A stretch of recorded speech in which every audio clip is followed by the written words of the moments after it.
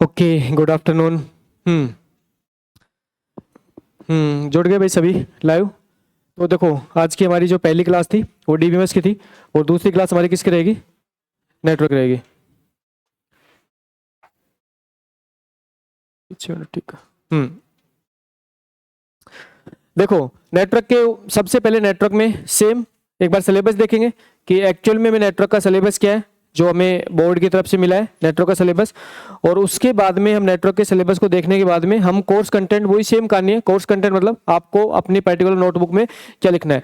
Separate notebook होनी चाहिए, separate notebook होनी चाहिए। किसके पास नहीं है आज के दिन? कल मुझे सेपरेट नोटबुक में लिखा हुआ होना चाहिए जो आज लिखवाऊंगा।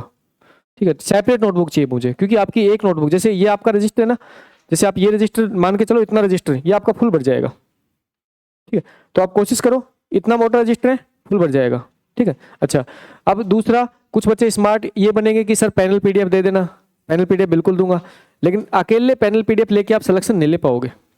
जब तक आपने खुद के हाथ से नहीं लिखोगे तब तक आपको दिक्कत आएगी, चाहे वो ऑनलाइन हो चाहे ऑफलाइन हो। आपको अपने खुद के हाथ से तो लिखना ही है। ठीक है, नोट्स बनाने ही है, चाहे ऑफलाइन पढ़ाई कर रहा हो चाहे ऑनलाइन कर रहा हो। तो देखो भाई, जब भी हम डेटा कम्युनिकेशन नेटवर्किंग की बात करते हैं, तो डेटा कम्युनिकेशन नेटवर्किंग के अंदर हमारा जो आरपीएससी जो सिलेबस रिलीज किया है, तो मैं मोटा मोटा आपको बता देता हूं कि पूरा पूरा सिलेबस है ना, ये ओएसआई मॉडल पे घूमता है। जो कंप्लीट सिलेबस है, ये पूरा का पूरा सिलेबस आपका ओएसआई मॉडल पे घूमता है। और यहाँ पे कंप्लीट जो आपका पेपर बनता है ना, वो 90% पेपर आपका ओएसआई मॉडल से बनता है। ये भी हकीकत है। आप लास्ट ईयर के पेपर उठा के देख लीजिए, तो ये जो सिलेबस है पूरा पूरा सिलेबस ओएसआई मॉडल पे घूम रहा है, और पेपर जो बन रहा है वो कहां पे बन रहा है? ओएसआई मॉडल से बन रहा है। इसका मतलब है कि आपको इस सिलेबस में ओएसआई मॉडल की हर एक लेयर को घोट के पीना है, उनकी हर फंक्शनलिटी को डेप्थ तक समझना है कि ओएसआई मॉडल की सारी फंक्शनलिटी में कौन सी फंक्शनलिटी में क्या काम होता है, कैसे काम होता है, कैसे उसका लॉजिक काम करता है, कैसे उसका मेथड काम करता है, वो सारी चीज़ों को आपको स्पेशली समझना है। तो ये सिलेबस से पूरा कवर हो जाएगा। जैसे अगर पॉइंट की बात करें तो देखो, पहला पॉइंट जैसे कंप्यूटर नेटवर्क आर्किटेक्चर। ठीक है, तो कंप्यूटर नेटवर्क आर्किटेक्चर में सिंपल सी बात है कि आपका पूरा पूरा जो नेटवर्क स्ट्रक्चर होता है, अब नेटवर्क स्ट्रक्चर में चाहे आपका लैन स्ट्रक्चर हो, चाहे मैन हो, चाहे वैन हो, चाहे पैन हो, या फिर चाहे हम टोपोलॉजी की बात कर ले, ये पूरा पूरा जो स्ट्रक्चर होता है, तो हम फिजिकली कंप्यूटरों को, डिवाइसों को कैसे जोड़ते हैं और लॉजिकली उनके बीच में कैसे डेटा ट्रांसफर करते हैं, ये सारी कहानी यहाँ पे स्टडी करते हैं। तो पहले पॉइंट के अंदर हम क्या करेंगे, नेटवर्क के आर्किटेक्चर को समझेंगे कि कंप्यूटर का नेटवर्क का आर्किटेक्चर क्या होता है। अगला पॉइंट आपका सिलेबस मेंशन है circuit switching, circuit switching, packet and message switching. देखो यहाँ पे सर्किट स्विचिंग है, फिर कॉमा है, फिर पैकेट है, और आपका क्या है? Message switching. तो सिंपल सी बात है, इंटरनेट की दुनिया के अंदर जब भी हम डेटा को ट्रांसफर करने की बात करते हैं, तो यहाँ पे हम बात करेंगे कि हमारे पास डेटा ट्रांसफर करने की टेक्निक्स होती है। तो यहाँ पे हम बात करेंगे सर्किट स्विचिंग, पैकेट स्विचिंग, और आपके कौन सा? Message switching. भाई वही सेम कहानी है। बात किस पे करेंगे? ओएसआई मॉडल बात करेंगे। फिर आपका नेटवर्क स्ट्रक्चर। देखो यहाँ पे आपका जो नेटवर्क स्ट्रक्चर यहाँ पे आपको जो डिफाइन किया गया ना, इसके बाद में सारी की सारी जो कहानी है ना, वो किसकी है? वो किसकी है? ओएसआई मॉडल की। किसकी है? OSI model. और ओएसआई मॉडल में अगर बात करें तो आपकी सात की सात जो लेयर होती है ना, सातों की सातों लेयर की फंक्शनलिटी दे रखी है, और इसके अंदर कुछ भी नहीं है। बस इतना सा आपका सिलेबस है जो आपको नेटवर्क में पढ़ना है। तो यहाँ पे अगर बात करें तो इस यहाँ पे बात करें तो पहली लेयर कौन सी है? Physical layer. फिर कौन सी है? Data link layer. अब देखो डरना, डेटा लिंक लेयर का ही पार्ट है क्या? फ्रेमिंग, क्या रीट्रांसमिशन एल्गोरिथम, क्या multiple access, aloha, CSMA CD, Ethernet, ये इसी का पार्ट है, डेटा लिंक लेयर का पार्ट है।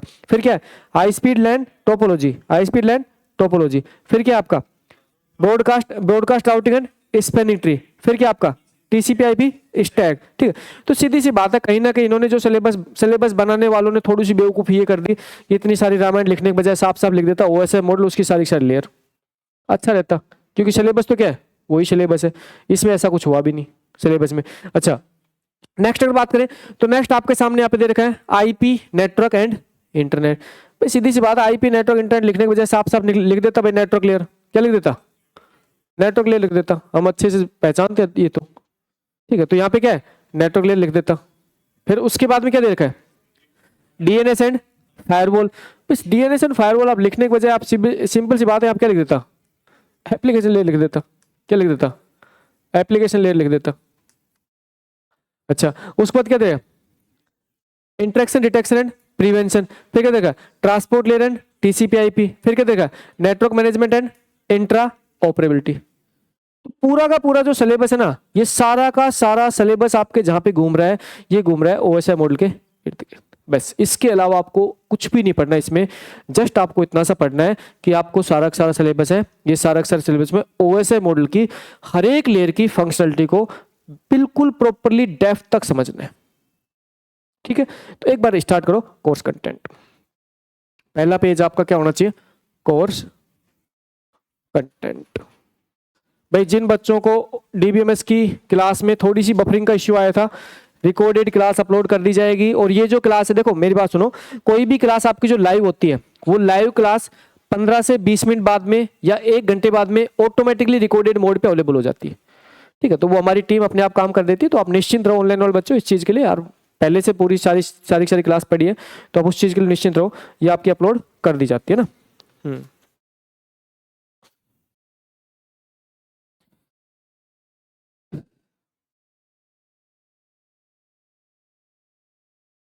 तो भाई कोर्स कंटेंट में सबसे पहले देखेंगे, पहला पॉइंट देखेंगे, what is data communication.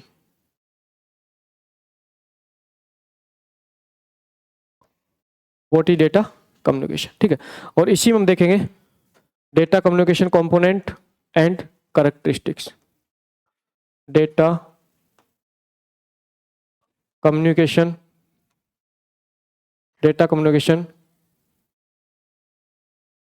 Component and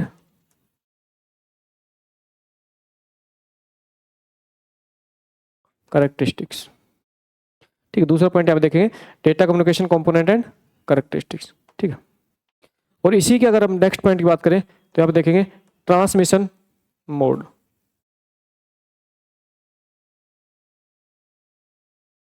transmission mode की अगर बात करें तो यहाँ पे कौन कौन ट्रांसमिट देखेंगे, simplex,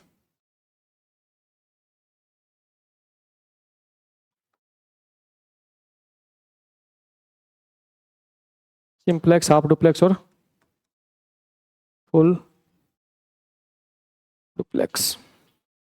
transmission mode simplex, half duplex और फुल डुप्लेक्स।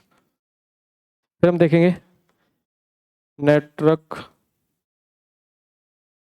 स्ट्रक्चर। देखेंगे यहाँ पे, और नेटवर्क स्ट्रक्चर में यहाँ पे हम जो पॉइंट देखेंगे उसमें देखेंगे यहाँ पे हम सबसे पहले जो पॉइंट देखेंगे नेटवर्क स्ट्रक्चर में, उसमें देखेंगे टोपोलॉजी। क्या पढ़ेंगे, टोपोलॉजी पढ़ेंगे। और टोपोलॉजी में भी हम 2 टाइप टोपोलॉजी पढ़ेंगे। एक तो पढ़ेंगे कौन सी पढ़ेंगे, फिजिकल, और दूसरी कौन सी पढ़ेंगे, लॉजिकल। एक फिजिकल टोपोलॉजी और दूसरी कौन सी, लॉजिकल। और फिजिकल टोपोलॉजी में जिस पॉइंट को हम पढ़ेंगे कौन से, मैश, स्टार, बस, रिंग, मैश, स्टार, बस, रिंग। भाई ट्री जो है वो हाइब्रिड है, इन्हीं का कंबाइंड है, तो बता दूंगा आपको ना। और लॉजिकल देखेंगे तो इसका मतलब देखेंगे कौन सी, IEEE स्टैंडर्ड। IEEE जैसे 802.3 हो गया, ठीक है, 802.3 हो गया, 802.4 हो गया, 802.4 हो गया, 802.5 और 802.11। ठीक है, साथ के साथ ड्रॉ करते चलो। भाई फोरोजन वाली बुक है, उसकी PDF मैंने ऐप पे भी अपलोड कर रखी है। बाकी आप अपनी खुद की तरफ से उसकी हार्ड कॉपी मंगवा सकते हो। और मेरे से हार्ड कॉपी ऑर्डर करवाने के लिए जो उसका पेमेंट है वो अमेजोन पे कर देना। मंगवा लो यार, फोरोजन अमेजोन मिल जाएगी।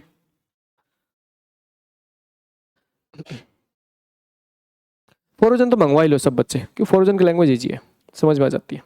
बाकी बुक पे ज़्यादा कोशिश मत करो, फोरोजन तो मंगवा लो, इसकी लैंग्वेज तो इतनी ईजी है, आसानी से समझ में आ जाती है ना। हो गया, नोट डाउन हो गया।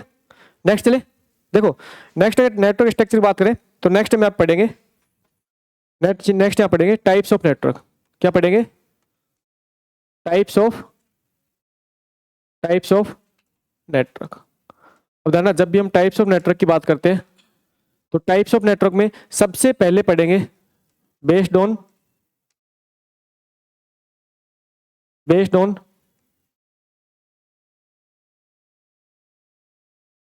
On geographical location, geographical location के बेस पे नेटवर्क के टाइप को देखेंगे। तो यहाँ पे जोग्राफिकल लोकेशन के बेस पे नेटवर्क टाइप कौन कौन देखेंगे हम? लैन, मैन, वैन, पैन, ये 4 मेन है। उसके बाद कैन और सैन भी देखेंगे। अच्छा, फिर दूसरे यहाँ पे देखेंगे based on accessibility, based on accessibility के बेस पे नेटवर्क टाइप देखेंगे। तो एक्सेसिबिलिटी के बेस पे अगर बात करें तो कौन देखेंगे? इंट्रानेट, इंटरनेट, इंट्रानेट, इंटरनेट और क्या?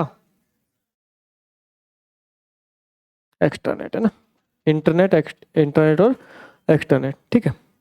और अगर नेक्स्ट हम बात करेंगे, टॉपिक की बात करेंगे, तो नेक्स्ट यहाँ पे देखेंगे client server architecture, client server architecture. उधर ना क्लाइंट सर्वर आर्किटेक्चर में आपको प्रॉपरली एप्लीकेशन लेयर में प्रॉपरली पढ़ाऊंगा इसको ना। यहाँ पे नॉर्मल देखेंगे, फिर एप्लीकेशन लेयर पे इसमें प्रॉपरली पढ़ाऊंगा आपको, ठीक है। और यहाँ पे दो टाइप के कनेक्शन की बात करेंगे, दो टाइप के जो कनेक्शन की बात करेंगे, तो हम बात करेंगे बेस्ड ऑन कनेक्शन, और कनेक्शन में देखेंगे हम यहाँ पे पॉइंट टू पॉइंट और मल्टी पॉइंट, है ना। यहाँ पे देखेंगे पॉइंट टू पॉइंट और साथ में क्या देखेंगे? मल्टी पॉइंट, साथ में क्या देखेंगे? मल्टी पॉइंट, ठीक है। तो पॉइंट टू पॉइंट और मल्टी पॉइंट,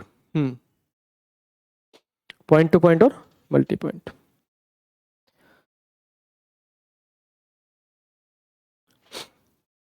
नेक्स्ट अगर टॉपिक की बात करें तो नेक्स्ट टॉपिक हमारा स्टार्ट हो जाएगा ओएसआई मॉडल। कौन सा आ जाएगा? OSI model. तो ना ओएसआई मॉडल की हम बात करेंगे, इसका मतलब हमारे पास में क्या? Open system interconnection. Open system interconnection हमारे पास एक मॉडल होता है, जिसको किसने डेवलप किया था? डेवलप किसने किया था? आईएसओ। मतलब आईएसओ क्या है? यहाँ पे एक संस्था है। आईएसओ एक संस्था है जिसने एक मॉडल डेवलप किया था। कौन सा?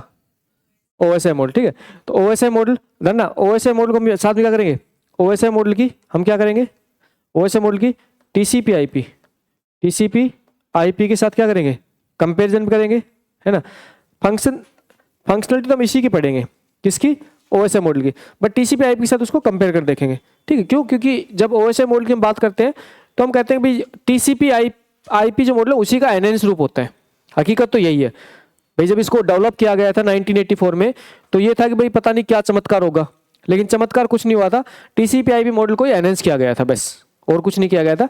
तो टीसीपी आई के साथ इसको कंपेयर करेंगे। अब करना क्या है कि ओएसआई मॉडल की हर एक लेयर की फंक्शनलिटी पढ़नी है। अच्छा, अब हर एक लेयर की फंक्शनलिटी पढ़ने से पहले हम बीच में क्या करेंगे? एक टॉपिक उठाएंगे, एड्रेसिंग। बीच में कौन टॉपिक उठाएंगे? एड्रेसिंग। अब ना यहाँ पे जो एड्रेसिंग का टॉपिक हम उठाएंगे, उसमें एड्रेसिंग के रूप में जिस एड्रेस की हम बात करेंगे, उसमें सबसे पहला एड्रेस कौन सा उठाएंगे हम? कौन सा उठाएंगे? MAC address. ना एड्रेसिंग के रूप में सबसे पहला एड्रेस कौन सा उठाएंगे? MAC address. जब भी हम मैक एड्रेस की बात करते हैं तो हम कहते हैं मैक एड्रेस मतलब हार्डवेयर एड्रेस या कौन सा? फिजिकल एड्रेस, ठीक है। मैक एड्रेस हार्डवेयर एड्रेस या फिजिकल एड्रेस, ठीक है। तो यहाँ पे हम बात करेंगे इसकी, मैक एड्रेस की बात करेंगे। दूसरे एड्रेस के रूप में हम कौन सा पढ़ेंगे? IP address. मोस्ट इंपोर्टेंट है ना, most important IP address, most important address रहेगा। आईपी एड्रेस में आपके क्या? सबनेटिंग, सुपरनेटिंग, क्लासलेस एड्रेसिंग, सारे कंसेप्ट पढ़ेंगे यहाँ पे। तो यहाँ पे अगर बात करूँ मैं, तो आपके सारा कंसेप्ट ना, सबनेटिंग जो इसका मेन इंपॉर्टेंट पार्ट है वो क्या है? सबनेटिंग है, सुपरनेटिंग है, सबनेटिंग पढ़ेंगे, सुपरनेटिंग पढ़ेंगे, और क्या पढ़ेंगे? CIDR, classless inter domain routing. बहुत इंपॉर्टेंट है, यहाँ से आपके डेफिनेटली 2 से 3 क्वेश्चन तो पक्का से बनने वाले हैं, है ना। और अगर नेक्स्ट बात करें यहाँ पे, तो नेक्स्ट हम कौन सा पढ़ेंगे? कौन सा पढ़ेंगे? पोर्ट एड्रेस या पोर्ट नंबर। जानना, पोर्ट एड्रेस या पोर्ट नंबर। तो नेक्स्ट एड्रेस के रूप में पढ़ेंगे पोर्ट एड्रेस या पोर्ट नंबर। तो 3 टाइप के हम एड्रेस पढ़ेंगे, कौन कौन से? मैक एड्रेस, आईपी एड्रेस और पोर्ट एड्रेस, ठीक है। और एक स्पेसिफिक एड्रेस के रूप में जो वेबसाइट का जो आपका होता है, तो वो हम क्या पढ़ेंगे? एप्लीकेशन लेयर पढ़ेंगे। जब यूआरएल पढ़ेंगे ना, यूआरएल क्या होता है कि स्पेशल एड्रेस होता है, ठीक है, तो वो एप्लीकेशन लेयर पढ़ेंगे, ठीक, उस पॉइंट को बहुत अच्छे से पढ़ाऊंगा। अच्छा, यहीं पे अगला जो पॉइंट हम पढ़ेंगे वो पढ़ेंगे कौन सा? Networking device. कौन सा पढ़ेंगे हम? Networking device. अब देखो, नेटवर्किंग डिवाइस की बात करें तो भी आपको कौन कौन सी नेटवर्किंग डिवाइस पढ़नी है? बताओ भाई, कौन कौन सी पढ़नी है? Modem, repeater, modem, repeater, hub, switch, bridge, router, brouter, ये क्या पढ़ेंगे आप? नेटवर्किंग डिवाइस पढ़ेंगे, ठीक है। साथ ही साथ नोट डाउन करते रहो आप। कॉपी का जो पहला पेज है वो आपका कोर्स कंटेंट होना चाहिए, तो आपको ये एटलीस्ट आपको ये आइडिया होना चाहिए कि आपके इस नोटबुक के अंदर क्या क्या हमने अपने हाथों से लिखा हुआ है। ब्राउटर, ब्राउटर बी, ब्राउटर, ब्राउटर ना,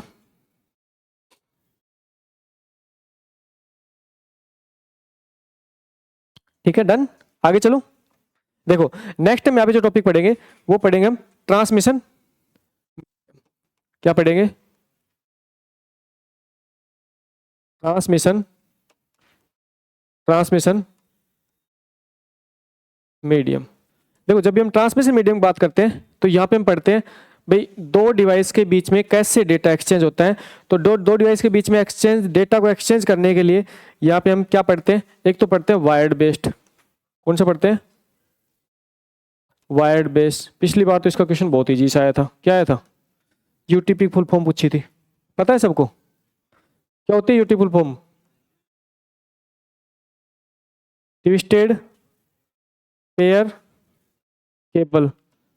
यूटीपी फुल फॉर्म पूछ रहा हूँ, अनशिल्डेड ट्विस्टेड पेयर केबल, ठीक है। तो पिछली बार तो जस्ट ये आया था क्वेश्चन इसका कि यूटीपी फुल फॉर्म क्या होती है, 2013 में तो ये आया था।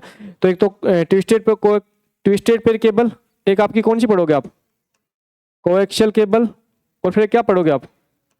ये क्या करोगे आप? फाइबर ऑप्टिकल ना, क्या पढ़ोगे? Optical fibre cable. ये तो पढ़ो किस में? वायर्ड में पढ़ोगे। और दूसरी कहानी किसकी आती है? दूसरी कहानी किसकी आती है? वायरलेस। तो वायरलेस में क्या पढ़ोगे भाई? वायरलेस में क्या पढ़ोगे? Radio wave,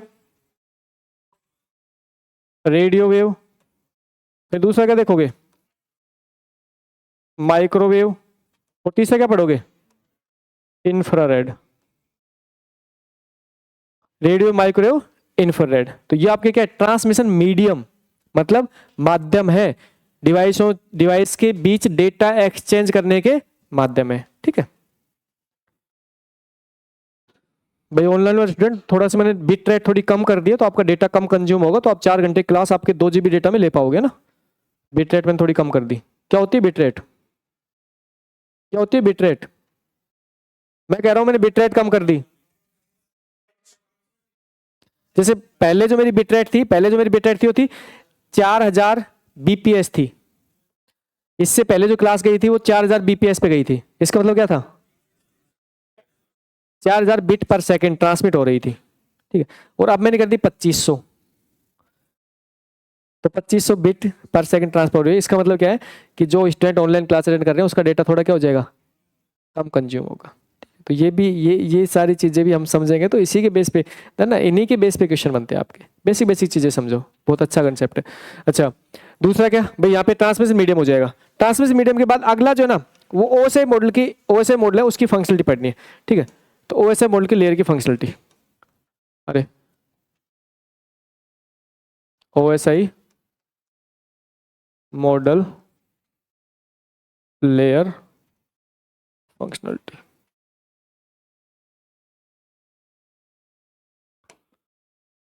OSI model layer की फंक्शनलिटी पढ़नी है। तो ओएसआई मॉडल लेयर की फंक्शनलिटी की बात करें तो भाई आपको मेन जो फोकस करना है, वो मेन फोकस करना है आपको किस पे? देखो समझो यहाँ पे, जैसे अगर बात करें फंक्शनल की बात करें तो सबसे पहली लेयर कौन सी होती है भाई? पहली लेयर ओएसआई मॉडल की सबसे पहली लेयर कौन सी होती है? फिजिकल। पहली लेयर कौन सी होती है? तो सबसे पहले आपकी लेयर कौन सी आती है? Physical layer. Physical physical layer आपको क्या बताती है भाई? फिजिकल लेयर क्या बताती है? डेटा कैसे ट्रांसमिट किया जाएगा। इसका मतलब है कि जो आपका बिट स्ट्रीम डेटा है, बिट स्ट्रीम डेटा है उसको सिग्नल में कन्वर्ट करना और उस सिग्नल को एक स्थान दूसरे स्थान पर लेकर जाना है, ये किसकी जिम्मेदारी होती है? फिजिकल लेयर की। ना डेटा को एक स्थान से दूसरे स्थान पर लेके जाने की जिम्मेदारी जो लेयर निभाती है वो कौन निभाती है? Physical layer. तो आपका जो डेटा होता है वो बिट्स की फॉर्मेट में होता है, उन बिट्स को पहले सिग्नल में कन्वर्ट किया जाता है, क्योंकि जो केबल होती है उन केबलों में तो सिग्नल जाते हैं। जैसे ट्विस्टेड पेयर केबल की बात करोगे तो इलेक्ट्रिक करंट के रूप में डेटा जाता है, तो वो सिग्नल है एक इलेक्ट्रिक करंट, और उस सिग्नल में ट्रांसमिट करना और एक स्थान दूसरे स्थान पर लेकर जाना, ये जिम्मेदारी कौन निभाएगी? Physical layer.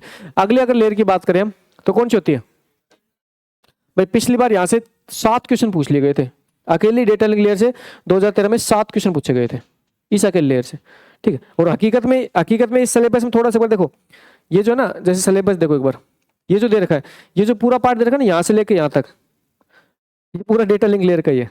ये इतना बड़ा जो पार्ट दे रखा है ना, इतना बड़ा पार्ट, अब देखो सिलेबस कंपेयर करो, इतना इतना मतलब कितना पार्ट, इतना बड़ा पार्ट अकेले डेटा लिंक लेयर का है। तो इसी वजह से पिछली बार आरपीएससी करती है, आरपीएससी की खासियत है कि वो सिलेबस के अकॉर्डिंग चलती है, ठीक है। जैसे पॉइंट के अकॉर्डिंग क्वेश्चन देती है वो आरपीएससी। तो यहाँ पे इस पोर्शन से 7 क्वेश्चन दे दिए गए थे भाई, पोर्शन बड़ा था तो 7 क्वेश्चन अकेले इसी पोर्शन दिए गए थे। तो अगर डेटा लिंक लेयर की बात करें तो पोर्शन वैसे बड़ा पोर्शन भी है, तो इसमें पढ़ना क्या है, डेटा लिंक लेयर में क्या पढ़ना है समझो। देखो भाई हमें पता है डेटा लिंक लेयर जिम्मेदारी क्या निभाती है, पहली जिम्मेदारी निभाती है फ्लो कंट्रोल की। क्या निभाती है? फ्लो कंट्रोल की। फ्लो कंट्रोल टेक्निक्स के बेस पे 3 क्वेश्चन आ गए थे, ठीक है। और फ्लो कंट्रोल की 3 टेक्निक होती है इसकी, कौन कौन सी होती है? स्टॉप एंड वेट AR की। यहाँ पे न्यूमेरिकल भी सोल्व करने हैं, इस पे न्यूमेरिकल आए थे पिछली बार आपके ना, न्यूमेरिकल सोल्व करने। Stop and wait ARQ। दूसरी कौन सी होती है? Go back. दूसरी कौन सी होती है? Go back and ARQ। अच्छा तीसरी कौन सी होती है? कौन सी होती है? Selective repeat, selective repeat ARQ। 3 type की टेक्निक निभाती है, 3 टाइप की टेक्निक की बात करते हैं हम फ्लो कंट्रोल में। कौन कौन सी? Stop and wait ARQ, go back and ARQ और सेलेक्टिव रिपीट ARQ। इसका मतलब होता है कि जब हम डिवाइस के बीच डेटा ट्रांसमिट करते हैं तो भाई हमारे पास में जो डिवाइस डेटा भेजने वाली है वो उतनी ही गति से डेटा भेजे जितनी गति से डेटा रिसीवर रिसीव कर पाए, ठीक है। तो दोनों डिवाइस के बीच में क्या रहेगा? फ्लो का मेंटेन रहेगा, ठीक है। और अगर दोनों डिवाइस सेम गति से डेटा नहीं भेज सकती है तो हमारे पास में क्या है? डेटा लॉस होगा, ठीक है। तो वो सारी कहानी समझेंगे, कैसे डेटा ट्रांसमिट किया जाता है, इनके अंदर कैसे काम किया जाता है और इन पे न्यूमेरिकल क्वेश्चन कैसे बनते हैं, हर चीज को बहुत डेप्थ तक पढ़ने वाले हैं। अच्छा दूसरी जो जिम्मेदारी होती है, दूसरी जिम्मेदारी कौन सी होती है? कौन सी होती है? Error control. ना डेटा लिंक लेयर की ही दूसरी जिम्मेदारी कौन सी होती है? Error control. भाई पहली जिम्मेदारी सबसे इंपॉर्टेंट जिम्मेदारी निभाती है फ्लो कंट्रोल की, और दूसरी कौन सी निभाती है? Error control. एरर कंट्रोल के लिए यहाँ पे 2 मेथड होते हैं, एक तो होता है एरर करेक्शन और एक एरर डिटेक्शन। तो देखो यहाँ पे हम बात करते हैं एरर, यहाँ बात करते हैं किसकी? एरर डिटेक्शन की। किसकी बात करते हैं? एरर डिटेक्शन की। और दूसरी किसकी बात करते हैं? किसकी बात करते हैं? एरर करेक्शन की। किसकी बात करते हैं? एरर करेक्शन की। अब ना एरर डिटेक्शन के रूप में देखो पॉइंट समझो, एरर डिटेक्शन के रूप में जो टेक्निक होती है वो कौन सी होती है? कौन सी होती है? Parity scheme. फिर कौन सी होती है? यहाँ पे कौन सी होती है? चेकसम। डन ना, यहाँ पे आपके क्वेश्चन आया था बेसिक कंप्यूटर स्ट्रक्चर में, कौन सा आया था? और लास्ट देखो बेसिक कंप्यूटर स्ट्रक्चर में तो क्वेश्चन ही आया था चेकसम का, ठीक है। इनमें से कौन सी एरर डिटेक्शन टेक्निक है? ये क्वेश्चन यहाँ से आ गया था।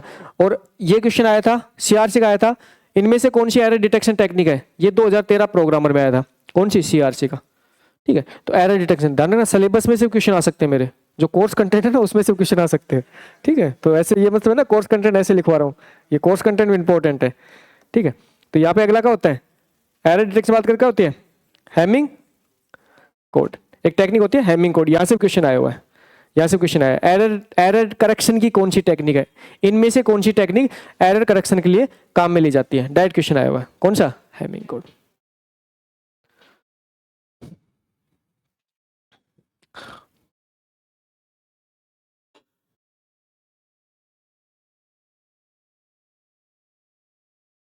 आगे चले, नेक्स्ट चले। देखो नेक्स्ट जो जिम्मेदारी निभाती है, नेक्स्ट जिम्मेदारी आपकी डेटा लिंक लेयर निभाती है फ्रेमिंग। ठीक है, नेक्स्ट जिम्मेदारी की बात करें तो नेक्स्ट जिम्मेदारी निभाती है फ्रेमिंग। ठीक है, कितने टाइप की होती है फ्रेमिंग का कंसेप्ट, कितने टाइप होता है? देखो 3 टाइप के फ्रेमिंग बात करते हैं। एक तो बात करते हैं कौन सी, कैरेक्टर काउंट।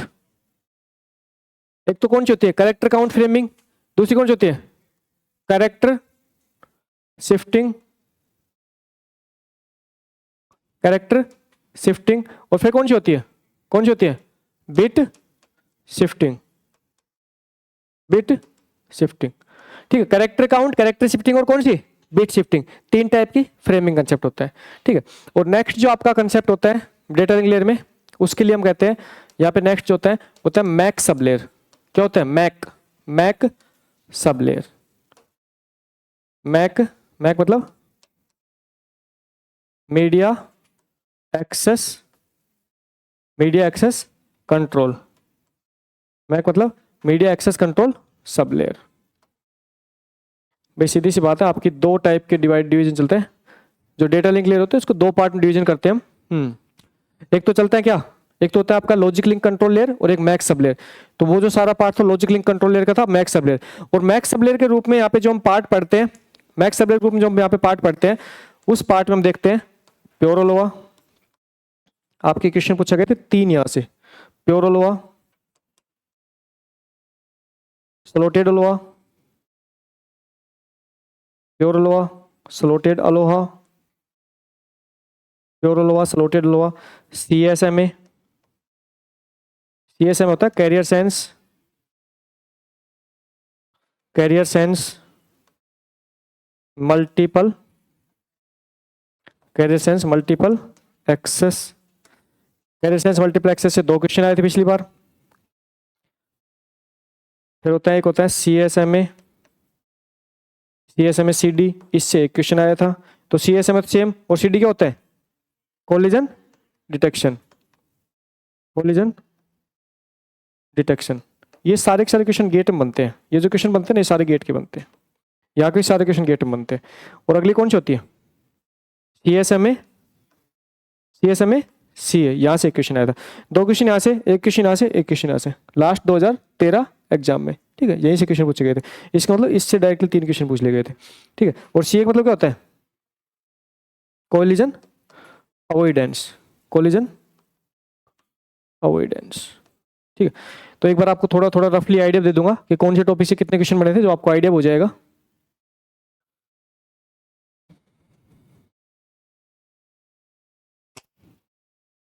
अरे गरीब आदमी इस पे ढक्कन लगा दिया करो।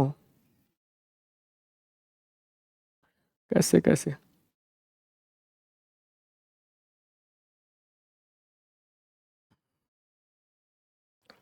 आज तो बेचारे स्टाफ ने खाना भी नहीं खाया। मैंने कहा शाम को डबल खिलाऊंगा।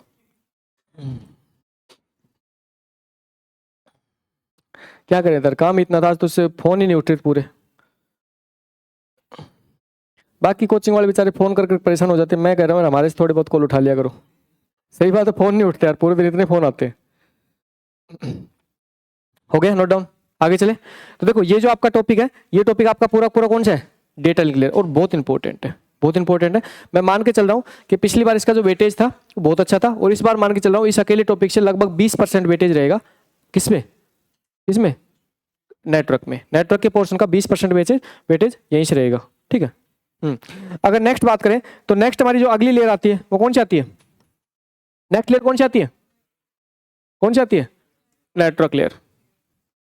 कौन सी आती है आपकी नेटवर्क लेयर। और भाई नेटवर्क लेयर की जब हम बात करते हैं तो नेटवर्क लेयर में सबसे पहले हम क्या पढ़ते हैं, सबसे पहले क्या पढ़ते हैं आईपी हेडर। तो नेटवर्क लेयर का सबसे इंपॉर्टेंट जो प्रोटोकॉल होता है कौन सा होता है, आईपी प्रोटोकॉल होता है। और आईपी प्रोटोकॉल का यह सबसे इंपॉर्टेंट कंसेप्ट कौन सा है, आईपी हेडर का मतलब होता है कि जब भी हम हेडर की बात करते हैं तो इसका मतलब होता है कि सेट ऑफ रूल्स जो होते हैं, वो सेट ऑफ रूल्स लिखने के लिए हमारे पास जो कंसेप्ट होता है वो हम OSI मोड के हेडर के थ्रू लिखते हैं। ठीक है, तो आईपी हेडर और हेडर की हर फंक्शनलिटी को बहुत डेप्थ से पढ़ना है। इस हेडर के अंदर जितनी फंक्शनलिटी है सारी की सारी फंक्शनलिटी के बेस पे आपको पढ़ना है कि कौन सी फंक्शनलिटी क्या काम करती है, ठीक है। अच्छा, उसके बाद में यहाँ पे जो आपका कंसेप्ट आता है, इस कंसेप्ट में एक आता है आपका राउटिंग एल्गोरिथम, एक क्या आता है आपका राउटिंग एल्गोरिथम।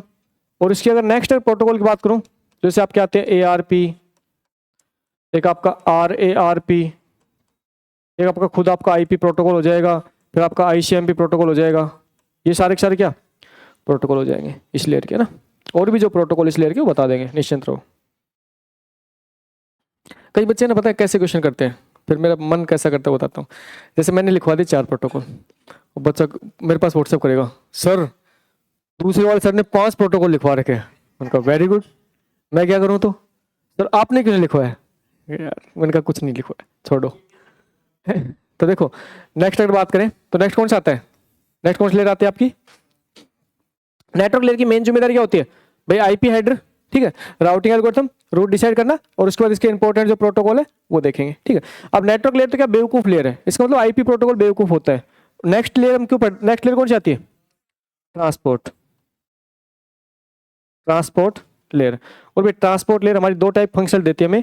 कौन कौन देती है? एक तो देती है कनेक्शन लेस और एक कनेक्शन ओरिएंटेड। इसका मतलब एक तो क्या पढ़ेंगे यहाँ पे TCP, और दूसरा कौन सा पढ़ेंगे?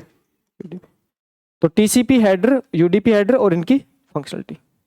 TCP हेडर, UDP हेडर और इनकी फंक्शनलिटी, ठीक है। 2 टाइप की फैसिलिटी देते हैं हमें कौन? Transport layer.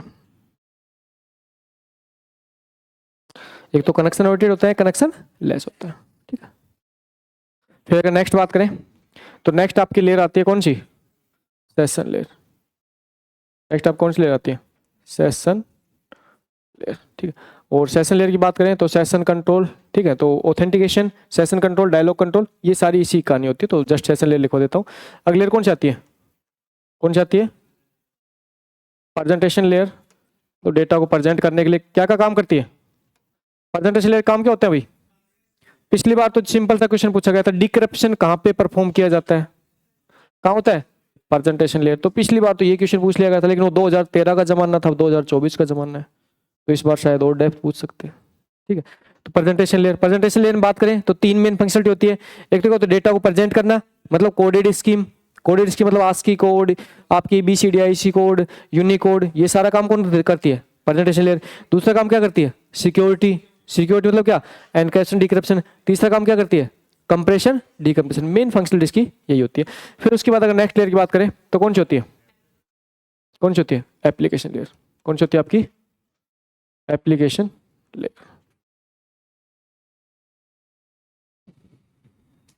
Application layer. और एप्लीकेशन लेयर में यहाँ पे इंपॉर्टेंट यहाँ पे जो प्रोटोकॉल है बता देता हूँ आपको, क्योंकि एप्लीकेशन लेयर के बहुत इंपॉर्टेंट प्रोटोकॉल आपके पूछे जाते हैं।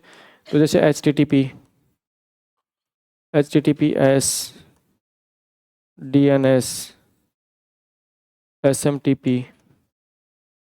FTP, TFTP, और कौन सा बच गया? इसी में आ जाएगा, नहीं तो इसी में आ जाएगा ना, POP3 आई मैप तो इसी में आ जाएगा, SMTP के अंदर ही करवाएंगे। और बताओ इसका इंपॉर्टेंट कौन सा बच गया? टेलनेट हो गया,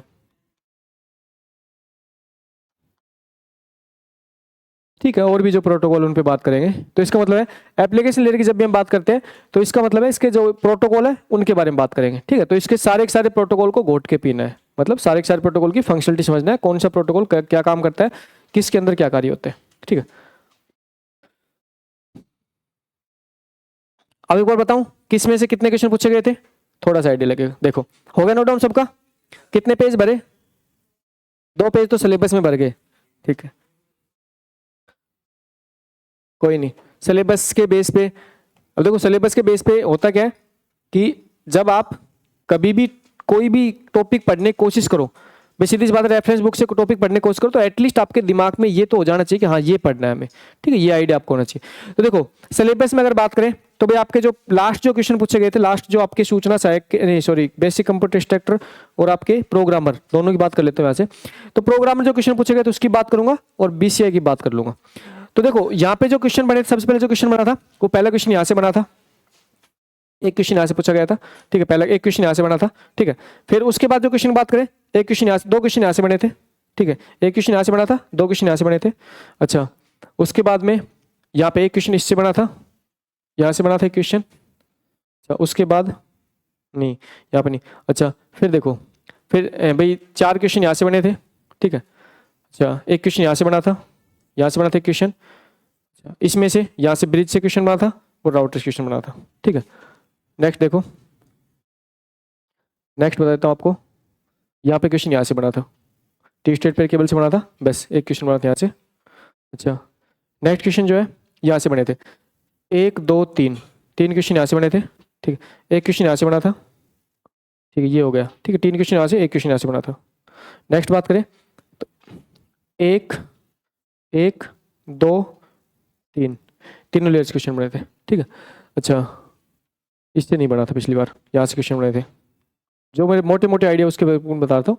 एल्गोरिथम क्वेश्चन 2 बने थे, यहाँ से क्वेश्चन 2 बने थे, यहाँ से क्वेश्चन 1 2 3 4 क्वेश्चन बने थे यहाँ से, है ना। और उसके बाद अगर नेक्स्ट बात करें तो यहाँ से क्वेश्चन बने थे, एक क्वेश्चन बना था, 1 2 3 4 5 यहाँ बने थे।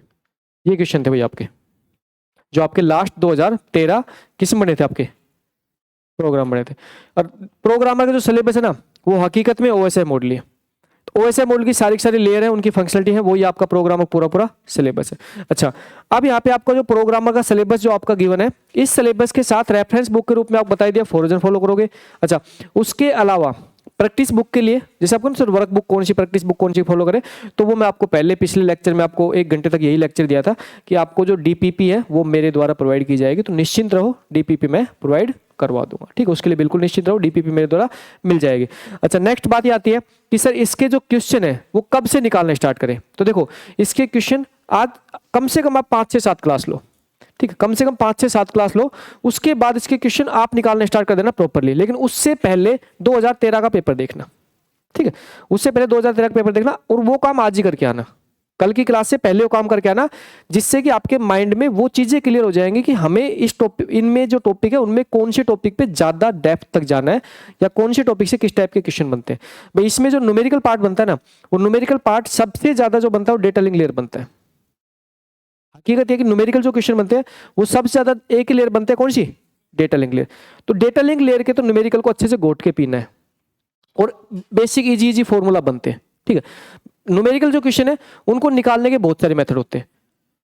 तो मैं करूंगा क्या कि सारा का सारा न्यूमेरिकल क्वेश्चन का कंसेप्ट आपको पहले बताऊंगा, फिर उसके फॉर्मूला बताऊंगा, और फॉर्मूले से ड्राइव करना बताऊंगा, कैसे किस टाइप से ये चीजें ड्राइव होकर आती है, ठीक है। वो चीज पे फोकस करेंगे। तो आज पहले सबसे पहले स्टार्ट करते हैं आपका टॉपिक। तो पहला जो टॉपिक है वो स्टार्ट करते हैं डेटा कम्युनिकेशन।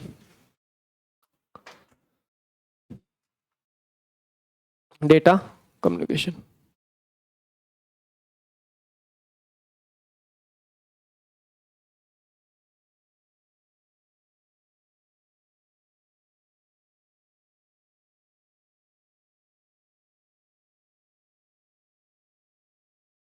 देखो सबसे पहले डेटा कम्युनिकेशन पार्ट स्टार्ट करने से पहले एक नेटवर्क की दुनिया के बारे में थोड़ा सा नॉलेज गेन करो, समझो एक बार। सबसे पहले अपनी नोटबुक को थोड़ा सा आराम दो, समझो पहले कि हमें एक्चुअल में ये जो पूरी पूरी दुनिया, जो आप 100 घंटे का सफ़र आप तय करोगे मेरे साथ, इस 100 घंटे के सफ़र में हमें करना क्या है, इस चीज़ के बारे में वो थोड़ा सा आपको ब्रीफ आइडिया हो जाना चाहिए कि हमें करना क्या है। भाई जब भी हम नेटवर्क की दुनिया की बात करते हैं तो यहाँ पे हमारे सामने 2 वर्ड आते हैं, एक तो आता है नेटवर्क, एक आता है कम्युनिकेशन। तो देखो ना, नेटवर्क का मतलब होता है कि वह जाल जिसके माध्यम से आपके सारे के सारे पूरी दुनिया के जो डिवाइस हैं वो एक दूसरे से जुड़े हुए, वो तो क्या है, नेटवर्क है। अच्छा, जो पूरी दुनिया के जो डिवाइस एक दूसरे से जुड़े हुए हैं, जो इतना बड़ा जो नेटवर्क बना हुआ है, क्या वो नेटवर्क एक बार में बन गया था? नहीं, इतना बड़ा नेटवर्क एक बार में नहीं बना। तो हमें बेसिक से स्टार्ट करना है कि नेटवर्क कैसे कैसे बना, ठीक है। अच्छा, अब हमने क्या किया कि पूरी दुनिया में जो फैला हुआ जो नेटवर्क है उसको बना दिया हमने, ठीक है भाई, पूरी दुनिया का नेटवर्क बन गया। अब उस नेटवर्क को बनाने के बाद में हम क्या करेंगे, जो आपके जितने भी डिवाइस उस नेटवर्क से जुड़े हुए हैं उनसे एक दूसरे से क्या करवाएंगे, बातचीत करवाएंगे। भाई आपने जो पूरी दुनिया के अंदर जो नेटवर्किंग का जाल बिछा रखा है, इसका उद्देश्य क्या है, पर्पज क्या है, क्यों बिछाया? ऐसे ही टाइम पास करने के लिए, मजाक करने के लिए? पूरी दुनिया में जाल क्यों बिछाया नेटवर्क का? भाई सीधी सी बात है कि हमारे पास में जो संसाधन बहुत ज्यादा दूर अवेलेबल है, दूरी पे है, उन संसाधनों को हम रिमोटली एक्सेस कर पाए। तो यहाँ पे नेटवर्क का मेन जो उद्देश्य था वो उद्देश्य यही था, रिसोर्स शेयरिंग। नेटवर्क का मेन उद्देश्य क्या था? Resource sharing. देखो नेटवर्क की जो उत्पत्ति हुई थी ना, ये जो कम्युनिकेशन की उत्पत्ति हुई थी वो कहां से स्टार्ट हुई थी? जब जर्मनी के साथ जब युद्ध चल रहा, जर्मनी और किसका युद्ध चल रहा था? 1941 में जनवरी और किसका युद्ध हुआ था? आरएस के स्टूडेंट ऑफ अमेरिका के साथ जब युद्ध चल रहा था तो उस टाइम पे अमेरिका को सबसे बड़ी नौबत पता क्या आई थी? सबसे बड़ी नौबत यह आई थी कि उनके जो सैनिक थे उनसे बातचीत कैसे करें। तो उस टाइम पे उन्होंने दिमाग लगाया कि यार हमारे जो सैनिक हैं उनसे हम कैसे एक दूसरे से बातचीत करें। तो उसके उस पर्टिकुलर जो होता है ना, वहां से आपकी खपत हुई थी किसकी? वहां से आपका मेन निकला था क्या? Network concept. तो वहां से नेटवर्क कंसेप्ट ये निकला कि हम एक ऐसा सिस्टम डेवलप करें कि जिससे कि हम अपने सैनिकों से बातचीत कर सके। और उस टाइम पे अमेरिका ने नहीं सोचा था कि इतनी बड़ी दुनिया फैल जाएगी। उन्होंने सिर्फ इतना सा सोचा था कि हमारे जो सैनिक है उनसे हम बातचीत कर सके कोड वर्ड में। अब वहां पे सबसे पहले दुनिया का जो पहला नेटवर्क की बात करते थे कौन सा था भाई? ARPANET बन के तैयार हुआ था। तो दुनिया का जो पहला ARPANET जो नेटवर्क बना था उसने जस्ट इतना सा काम किया था कि अमेरिका की जो 4 जो यूनिवर्सिटी थी उन 4 यूनिवर्सिटी को जोड़ा था, बस चारों यूनिवर्सिटी को जोड़ के, और उनके बीच में टेक्स्ट मैसेज को ट्रांसमिट किया था पहले नेटवर्क ने। लेकिन उसके बाद जब पहले नेटवर्क ने जब अमेरिका की 4 यूनिवर्सिटी को जोड़ के और टेक्स्ट मैसेज ट्रांसमिट कर दिया था तो तब से क्रांति आ गई थी। और क्रांति आई थी कि यार ये तो एक चमत्कार चीज है, इसके माध्यम से तो हम बहुत बड़ा चमत्कार कर सकते हैं। तो उसके बाद क्या हुआ था कि दुनिया के जितने भी महान साइंटिस्ट थे उन सबको इकट्ठा किया गया था, और इकट्ठा करके उनको एक आ गया था कि यार एक काम करो, अब हम आगे क्या करेंगे? कम्युनिकेशन, इसका मतलब बातचीत हम कर सकते हैं। जो हमारे पास जो डिवाइस है जिसको हम क्या करें, कंप्यूटर कह रहे हैं, उस कंप्यूटर में हम एक दूसरे से बातचीत कर सकते हैं। लेकिन अब बातचीत करने के लिए हमें जो सॉफ्टवेयर चाहिए, भाई सीधी सी बात है, कंप्यूटर की बात करें तो कंप्यूटर दो पार्ट पे काम करता है, एक तो हार्डवेयर होता है, एक सॉफ्टवेयर होता है। तो हार्डवेयर पार्ट तो आपके पास अवेलेबल है, लेकिन कम्युनिकेशन के लिए, बातचीत के लिए हमें जो सॉफ्टवेयर चाहिए उस सॉफ्टवेयर के रूप में हम हमेशा किसकी बात करते हैं? प्रोटोकॉल की। ना जब भी हम कहते हैं ना कि कंप्यूटर से बातचीत करवा रहे हैं तो यहां पे हमेशा और हमेशा हम प्रोटोकॉल की बात करते हैं। तो उस प्रोटोकॉल को डेवलप करने के लिए अमेरिका पावरफुल कंट्री तब भी था, आज भी है। तो उसने क्या किया, एक संस्था ISO एक संस्था थी, उसने सारे के सारे वैज्ञानिक को बुलाया और कहा कि यार एक ऐसा मॉडल डेवलप करो, एक ऐसा प्रोटोकॉल कंसेप्ट डेवलप करो कि जिससे दुनिया का कोई भी कंप्यूटर एक दूसरे से बातचीत कर पाए। क्योंकि स्टार्टिंग में जो ARPANET था वो सिमिलर टाइप के नेटवर्क पे काम करता था, सिमिलर टाइप के हार्डवेयर कॉन्फ़िगरेशन काम करता था, उसकी हार्डवेयर कॉन्फ़िगरेशन भी सिमिलर थी। तो बाद में जब OSI मॉडल को जब डेवलप किया गया था तो OSI मॉडल के अंदर सिर्फ और सिर्फ इतना सा काम किया गया था कि आपके बात एक डिवाइस जो दूसरी डिवाइस से बातचीत करती है, तो बातचीत करने के लिए जितने भी हमें रूल फॉलो करने होते हैं, और नेटवर्क की दुनिया में जो रूल होते हैं वो रूल हम प्रोटोकॉल कहते हैं। तो जितने भी प्रोटोकॉल होते हैं ना, उन सारे के सारे प्रोटोकॉल्स को अलग अलग लेयर में डिवाइड कर दिया गया था। अब आप कहोगे कि सर ये सारी की सारी लेयर आपके कंप्यूटर में डली होती है, ऐसा होता है क्या? भाई मैं कह रहा हूं कि OSI मॉडल होता है। भाई सीधी सी बात है, जब हम नेटवर्क की दुनिया की बात करते हैं तो पहली बात तो भाई हमारे पास, जैसे मैं कह रहा हूं भाई हमारे पास में नेटवर्क की दुनिया कंसेप्ट बात करते हैं, तो यहां मैं कह रहा हूं भाई हमारे पास में एक पहला कंप्यूटर है, फिर मैं कह रहा हूं ये हमारे पास में एक दूसरा कंप्यूटर है, फिर मैं कह रहा हूं ये हमारे पास में एक तीसरा कंप्यूटर है, फिर मैं कह रहा हूं ये हमारे पास में चौथा कंप्यूटर है। अब हमारे पास में 4 कंप्यूटर है। तो हमें इन चारों के चारों कंप्यूटरों को एक दूसरे से बातचीत करवानी है। तो बातचीत करवाने के लिए सबसे पहले मैं क्या करूं? भाई सीधी सी बात है, ये चारों के चारों कंप्यूटर किसी ना किसी माध्यम से एक दूसरे से जुड़े तो होने चाहिए। वो कैसे जुड़ो चाहिए? वो चाहिए वायर्ड से जुड़ो, चाहिए वायरलेस जुड़ो, है ना। जितने भी आप ये सब्जेक्ट के जो कोर्स कंटेंट पढ़ते हो ना, उसके पीछे लॉजिक है, इसलिए पढ़ते हो। क्यों? क्योंकि सबसे पहले तो आपके पास जो डिवाइस है, इन डिवाइसों को हम एक दूसरे से जोड़ रहे हैं। अब सपोज करो इन डिवाइस को जोड़ने के लिए मैंने क्या किया, एक सेंट्रलाइज डिवाइस ले लिया और सारे के सारे डिवाइस को इस सेंट्रलाइज डिवाइस के माध्यम से क्या कर दिया, जोड़ दिया, कनेक्ट कर दिया। यही तो पढ़ते हो टोपोलॉजी में, यही तो कंसेप्ट होता है टोपोलॉजी। और टोपोलॉजी क्या होती है? तो टोपोलॉजी मतलब क्या? Structure, physical structure. अब जब सारे के सारे डिवाइस को आपने एक दूसरे से जोड़ दिया, जोड़ने के बाद में ये डिवाइस एक दूसरे से बातचीत करना स्टार्ट कर देंगे। भाई आपने हार्डवेयर कनेक्टिविटी कर दी, आपने केबलों के माध्यम से इनको क्या कर दिया, जोड़ दिया, हार्डवेयर कनेक्टिविटी कर दी। लेकिन हार्डवेयर कनेक्टिविटी करने के बाद में क्या ये डिवाइस एक दूसरे से बातचीत करना स्टार्ट कर देंगे? नहीं। धन्ना कंप्यूटर साइंस की दुनिया में हम कहते हैं ना, computer is a computational device use to process the data, use to process the data under the control of, देखो Dhanna, under the control of predefined program. इसका मतलब प्रोग्राम चाहिए, इसका मतलब हमें कोई ना कोई यहाँ पे सॉफ्टवेयर चाहिए। हार्डवेयर कनेक्टिविटी से काम नहीं चलेगा, सॉफ्टवेयर लेके आना पड़ेगा। और यहाँ पे जो सॉफ्टवेयर की दुनिया होती है ना, यहाँ पे जो सॉफ्टवेयर की दुनिया होती है, इसका मतलब है कि अभी हमें बातचीत करवाने के लिए क्या चाहिए, यहाँ पे बातचीत करवाने के लिए क्या चाहिए, हमें यहाँ पे सॉफ्टवेयर चाहिए। इसका मतलब क्या चाहिए, हमें यहाँ पे क्या चाहिए, सेट्स ऑफ प्रोग्राम चाहिए। क्या चाहिए, सेट्स ऑफ प्रोग्राम चाहिए। और यहाँ पे जब हम सेट्स ऑफ प्रोग्राम की बात, जब हम नेटवर्क की दुनिया में करते हैं, तो नेटवर्क की दुनिया में सेट्स ऑफ प्रोग्राम ना कहकर हम क्या कह देते हैं, सेट्स ऑफ रूल। क्या देते हैं, रूल का समूह। क्यों, क्योंकि बातचीत करनी है भाई, सीधी सी बात है, मैं आपसे बातचीत करना चाहता हूं, मैं आपसे बातचीत करना चाहता हूं, तो हमारे दोनों के बीच में कुछ रूल होने चाहिए। क्या रूल, जैसे जो लैंग्वेज मैं बोल रहा हूं वो लैंग्वेज आप समझना चाहिए। सपोज करो मैं चाइनीज बोल रहा हूं, आप इंग्लिश बोल रहे हो, या फिर मैं हिंदी बोल रहा हूं, आप इंग्लिश समझते हो, तो क्या हम बातचीत कर सकते हैं? फिर हम इशारा में करेंगे, ऐसे इशारा कर कर समझाएंगे, बट इशारे में हम नहीं समझ पाएंगे प्रॉपर। तो अगर मैं हिंदी जानता हूं और आप इंग्लिश जानते हो, तो फिर हम बातचीत करें तो कैसे करें, ट्रांसलेट। सीधी सी बात है, अगर मैं आप हिंदी जानता हूं और आप इंग्लिश जानते हो, तो फिर हमारे बीच में एक इंटरमीडिएटर होना चाहिए, और उस इंटरमीडिएटर क्या कहूं मैं, ट्रांसलेटर। और वो ट्रांसलेटर ऐसा होना चाहिए जो मेरी हिंदी को भी जाने और उसकी इंग्लिश को भी जाने, और मैं जो हिंदी बोलूं वो इंग्लिश में कन्वर्ट करके उसे समझाए, और वो जो इंग्लिश बोले वो हिंदी में कन्वर्ट करके मुझे समझे। आपके होता है ना, जैसे जब कई बार जैसे एक दूसरे देश के जैसे कॉन्फ्रेंस होती है, तो उस टाइम पे भाई सपोज करो भारत का प्रधानमंत्री हिंदी में बोल रहा है, तो वो क्या करते हैं, एक ट्रांसलेटर होता है, वो एंड टू एंड उसको कन्वर्ट करके इंग्लिश में बोलता रहता है। देखिए कॉन्फ्रेंस, जैसे आपकी इंटरनेशनल कॉन्फ्रेंस अगर होती है, उसमें क्या होता है, जैसे आप हिंदी में बोलते हो ना, एंड टू एक ट्रांसलेटर होता है, वो ट्रांसलेटर क्या करता है, तुरंत कन्वर्ट कर देता है। तो सीधी सी बात है, फिजिकल दुनिया में भी रूल फॉलो होते हैं, फिजिकल दुनिया में भी आप बातचीत करना चाहते हो तो भी रूल फॉलो होते हैं। तो इसी टाइप से जो लॉजिकल दुनिया है उसमें जो बातचीत करना चाहते हो तो उसके लिए भी रूल फॉलो होते हैं, और उसके लिए जो रूल फॉलो होते हैं ना, उसको हम यहाँ पे क्या कहते हैं, उसको क्या कहते हैं, क्या कहते हैं, प्रोटोकॉल। क्या कहते हैं, प्रोटोकॉल। अब यहाँ पे जो प्रोटोकॉल होता है ना, वो प्रोटोकॉल एक नहीं है, वो प्रोटोकॉल एक नहीं है। क्यों, क्योंकि हम एक तरीके से बातचीत करते ही नहीं है। जैसे कि आप व्हाट्सएप पे क्या करते हो, चैट भी करते हो, आप व्हाट्सएप पे इमेज भेज देते हो, आप व्हाट्सएप पे वीडियो भेज देते हो, आप व्हाट्सएप पे वीडियो कॉल भी कर लेते हो, आप व्हाट्सएप पे ऑडियो कॉल भी कर लेते हो।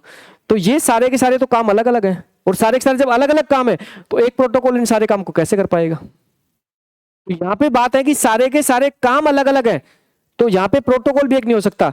तो इसलिए क्या किया गया है कि यहाँ पे जो प्रोटोकॉल का समूह है, अब प्रोटोकॉल का भी क्या बहुत सारे प्रोटोकॉल है, तो बहुत सारे प्रोटोकॉल का जो समूह है उसी को हम कहते हैं प्रोटोकॉल स्टैक आर्किटेक्चर। तो यहाँ पे क्या बना दिया गया, यहाँ पे क्या बना दिया गया कि बहुत सारे जो प्रोटोकॉल है वो मिलकर क्या बनाते हैं,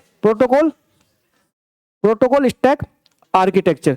इसका मतलब है कि हमारे पास में एक मॉडल है जो क्या है, जो आपके बहुत सारे प्रोटोकॉल से मिलकर बना हुआ है, और उसी मॉडल को हम क्या करें, उसी मॉडल को हम क्या करें, ओएसआई मॉडल।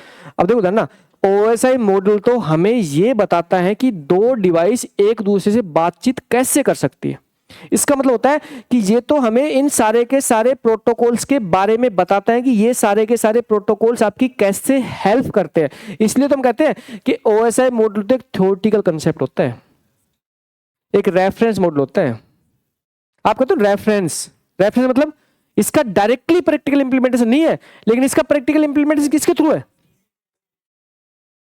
इसका प्रैक्टिकल इंप्लीमेंटेशन किसके थ्रू है, प्रोटोकॉल के थ्रू। किसके थ्रू है, प्रोटोकॉल के थ्रू। इसका मतलब है कि ओएसआई मॉडल तो हमें पूरी दुनिया में मौजूद चाहे कितने भी टाइप के डिवाइस हो, चाहे कितने भी टाइप का कम्युनिकेशन हो, सारे टाइप के डिवाइस के बीच सारे टाइप का कम्युनिकेशन करने का तरीका बता देता है। अब आपको किस टाइप का कम्युनिकेशन करना है उसके अकॉर्डिंग आप इसने क्या दे रखे, प्रोटोकॉल दे रखे, उन प्रोटोकॉल को क्या करो, आप यूज करो। इसका मतलब है सिंपल सी बात है, प्रोटोकॉल यूज करने कहानी आती है, इसका मतलब सॉफ्टवेयर पैकेट होता है, उस सॉफ्टवेयर पैकेट को अपने सिस्टम में इंस्टॉल करो। अब आप कहोगे सर हम तो किसी सॉफ्टवेयर इंस्टॉल करते ही नहीं, हमारा तो अपने आप चल जाता है। भाई सीधी सी बात है, आपने जिस सिस्टम सॉफ्टवेयर को यूज कर रखा है, चाहे आपका एंड्रॉइड ऑपरेटिंग सिस्टम है, चाहे आपका लैपटॉप डेस्कटॉप बात करें तो आपका विंडोज ऑपरेटिंग सिस्टम है, उनके अंदर इनबिल्ट प्रोटोकॉल आते हैं, उनके अंदर पहले से ऑलरेडी क्या है, प्रोटोकॉल है, और उन प्रोटोकॉल्स के अंदर लिखा हुआ है कि अगर आपका लैपटॉप वाईफाई के थ्रू अगर आपका लैपटॉप कनेक्ट होगा तो ये कैसे डेटा एक्सचेंज करेगा, अगर आपके लैन केबल थ्रू कनेक्ट होगा तो कैसे डेटा एक्सचेंज करेगा। ये सारी की सारी कहानी आपको ऑलरेडी आपको प्रोटोकॉल के थ्रू आपको पहले से प्रोवाइड की गई है। तो हमें पढ़ना क्या है, हमें इन सारे के सारे प्रोटोकॉल्स का रूल्स, इन सारे के सारे प्रोटोकॉल्स के अंदर लिखे गए जो रूल्स हैं, जो मान वैज्ञानिकों ने जो रूल लिख दिए, उनके रूल को ही पढ़ना है। अरे वो तो लिख के चले गए यार, हम पढ़ तो सकते हैं ना। वो बेचारे सोच के देखो लिख के गए हैं, उन्होंने कितनी मेहनत की होगी, हमें जस्ट पढ़ना है। तो डेटा को एक्सचेंज करना है। ये नेटवर्क है, अब ये नेटवर्क क्या है, ये ठीक है 4 ही कंप्यूटर है। अब मैं कह रहा हूं कि दुनिया के, यहां पे हमारे पास मैं कह रहा हूं कि दुनिया के किसी एक कोने में एक कंप्यूटर है, और मैं कह रहा हूं कि दुनिया के किसी दूसरे कोने में दूसरा कंप्यूटर है, और ये दोनों जो कंप्यूटर है ना, ये एक नेटवर्क के माध्यम जुड़े हुए हैं, और उसी नेटवर्क को हम क्या करें, इंटरनेट या वैन नेटवर्क है ना, वाइड एरिया नेटवर्क, दुनिया का ऐसा नेटवर्क जो सबसे बड़ा वाइड एरिया नेटवर्क माध्यम से दुनिया के एक दूसरे कोने में जो कंप्यूटर जुड़े हुए हैं, अब इनके बीच जब आप डेटा को फ्लो करते हो, तो डेटा को फ्लो करने के लिए हमें OSI मॉडल के प्रोटोकॉल की हेल्प लेनी पड़ती है। और ना यहाँ पे जब हम दुनिया के किसी भी कोने में बातचीत करने की बात करते हैं, तो उसके लिए जब हम OSI मॉडल की हम हेल्प लेते हैं, तो यहाँ पे हम प्रोटोकॉल्स की हेल्प लेते हैं, और हमें मेनली जो फोकस करना है इन प्रोटोकॉल्स पे ही फोकस करना है। इन प्रोटोकॉल्स की कहानी पे आपका पूरा पूरा सिलेबस घूमेगा। तो जस्ट इनको क्या समझना है, प्रोटोकॉल्स को समझना है, ठीक है। तो सबसे पहले टॉपिक स्टार्ट करते हैं कि आपका डेटा कम्युनिकेशन, ठीक है। तो आप पहला स्टार्ट करो। भाई ये नोट डाउन मत करो, सिंपल सी बात, ये जस्ट मैंने आपको समझाया कि आपको इस सब्जेक्ट में, पूरे सब्जेक्ट में रामायण कहानी क्या है इस सब्जेक्ट की, ठीक है। तो इसको नोट डाउन करने की बात जरूरत नहीं है। जो हमारा जो टॉपिक है मेन, वो टॉपिक वही है, डेटा कम्युनिकेशन। अब अभी जस्ट आपके सामने अभी DBMS के अंदर मैंने डेटा के बारे में बताया था। डेटा क्या होता है, रो फैक्ट्स एंड फिगर। लेकिन ध्यान रखना, यहाँ पे हम डेटा के बारे में बात करेंगे तो डेटा तो वही रो फैक्ट्स एंड फिगर होता है, लेकिन जब हम डेटा को एक दूसरे के डिवाइस के बीच एक्सचेंज करेंगे, तो डिवाइस तक जब पहुंचता है तो उसके बाद हम कहेंगे इन्फॉर्मेशन बन जाता है। क्यों, क्योंकि डेटा इसका मतलब 0 1 की फॉर्म में था, उसको सिग्नल में कन्वर्ट करके हम भेज दिया, लेकिन जब पहुंचेगा तो वापस से उसको हम किस में, जो ओरिजिनल मैसेज है उसी रूप में हम उसको दिखाई देंगे। तो देखो, जब भी हम बात करते हैं डेटा की बात करते हैं, तो इसका मतलब क्या, हमारे पास में क्या है, रो फैक्ट्स एंड फिगर्स। तो देखो हम कह रहे हैं कि हमारे पास में रो फैक्ट्स और फिगर है, वही हमारे क्या कहलाता है, डेटा कहलाता है। कम्युनिकेशन, अब दूसरा वर्ड आता है कम्युनिकेशन। कम्युनिकेशन मतलब क्या, मतलब क्या, आदान प्रदान। कम्युनिकेशन मतलब क्या, आदान प्रदान। हमें क्या करना है, डेटा क्या करना है, कम्युनिकेट करना है, मतलब क्या करना है, भेजना है। क्या करना है, भेजना है।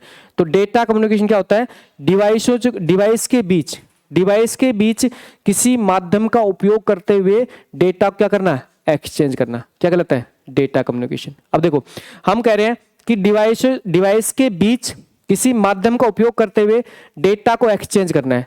तो सबसे पहला जो यहाँ पे पॉइंट बनता है, वो पॉइंट ये बनता है कि जब हम डेटा को कम्युनिकेट करना चाहते हैं, कम्युनिकेशन करना चाहते हैं, तो हमारे पास में कम से कम कौन कौन से कंपोनेंट होने चाहिए। तो पहला टॉपिक बनता है यहाँ पे डेटा कम्युनिकेशन कंपोनेंट। पहला टॉपिक हमारा बनता है कौन सा, डेटा कम्युनिकेशन कंपोनेंट। बताओ भाई कौन कौन से कंपोनेंट होने चाहिए, डेटा कम्युनिकेशन कंपोनेंट, ठीक है। अब जब भी हम डेटा कम्युनिकेशन के कंपोनेंट की बात करते हैं, तो सिंपल सी बात है कि हमारे पास में डेटा है, उसे हमें एक्सचेंज करना है डिवाइसेज के बीच। और जब डेटा को डिवाइस के बीच एक्सचेंज करने की बात करते हैं, तो सबसे पहले तो हम कहते हैं कि हमारे पास में एक ऐसी डिवाइस होनी चाहिए जो डेटा को भेजने की कैपेसिटी रखे, तो जिसको हम क्या कहते हैं, सेंडर। देखो ध्यान, हमारे पास में एक ऐसी डिवाइस होनी चाहिए जो डेटा क्या रखे, भेजने के लिए कैपेबल हो, जो डेटा को भेज सके, सेंडर। अच्छा, दूसरा हमारे पास में एक ऐसी डिवाइस होनी चाहिए जो क्या कर सके, जो डेटा भेज जाए सेंडर ने, वो डेटा को रिसीव कर सके। तो यहां मैं कह रहा हूं कि हमारे पास में एक दूसरी डिवाइस होनी चाहिए जिसको मैं कह रहा हूं कि डेटा को रिसीव कर सके। तो ठीक है भाई, आपका सेंडर हो गया, डेटा को भेजने वाला हो गया, रिसीवर हो गया, डेटा को प्राप्त करने वाला हो गया। तो क्या सेंडर और रिसीवर ऐसे काम कर लेंगे, इनके बीच में एक ऐसा माध्यम होना चाहिए जिससे कि दोनों के दोनों डिवाइस एक दूसरे से जुड़ सके। अब देखो ना, इनके बीच का माध्यम, मैं कह रहा हूं कि इनके बीच का माध्यम, जिस माध्यम से दोनों डिवाइस एक दूसरे से जुड़ सके, तो ये जो माध्यम होता है इसको हम क्या कहते हैं, क्या कहते हैं, ट्रांसमिशन, है ना, ट्रांसमिशन मीडियम, ठीक है। तो ये आप मैं कह रहा हूं ट्रांसमिशन मीडियम। अब ये जो ट्रांसमिशन मीडियम होता है ना, इसको हम कह सकते हैं भाई ट्रांसमिशन मीडियम के रूप में हम इन दोनों डिवाइस को या तो किस माध्यम जोड़ेंगे, वायर्ड के माध्यम जोड़ेंगे, या कैसे जोड़ेंगे, या कैसे जोड़ेंगे, वायरलेस। तो ये सारी की सारी कहानी हम बहुत अच्छे से पढ़ेंगे।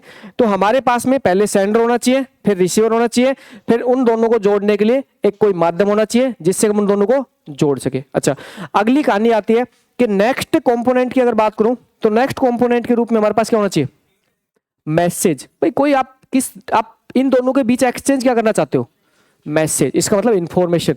तो हमारे पास अगला क्या होना चाहिए, नेक्स्ट होना चाहिए मैसेज, जिसको हम क्या कर सके, इन दोनों के बीच क्या कर सके, एक्सचेंज। अब बात है कि सारी कहानी हो गई, लेकिन अभी तक आपने इन दोनों के बीच डेटा को एक्सचेंज करने के लिए इन दोनों को यह नहीं बताया कि डेटा एक्सचेंज होगा कैसे। सेट ऑफ रूल्स क्या होने चाहिए हमारे पास, सेट ऑफ रूल्स। तो अगली अगर बात करें तो हमारे पास क्या होना चाहिए, हमारे पास क्या होना चाहिए, प्रोटोकॉल। और यहां पे प्रोटोकॉल्स को हम क्या कहते हैं, क्या कहते हैं, क्या कहते हैं, सेट ऑफ रूल्स। ठीक है, तो इसी टाइप से हम कह सकते हैं कि डेटा को कम्युनिकेट करने के लिए, डेटा को डिवाइसेज को बीच, एक डिवाइस से दूसरे डिवाइस के बीच भेजने के लिए हमारे पास कम से कम हमारे पास कितने कंपोनेंट होने चाहिए, कौन कौन से, सेंडर, दूसरा कौन सा, दूसरा कौन सा, तीसरा कौन सा,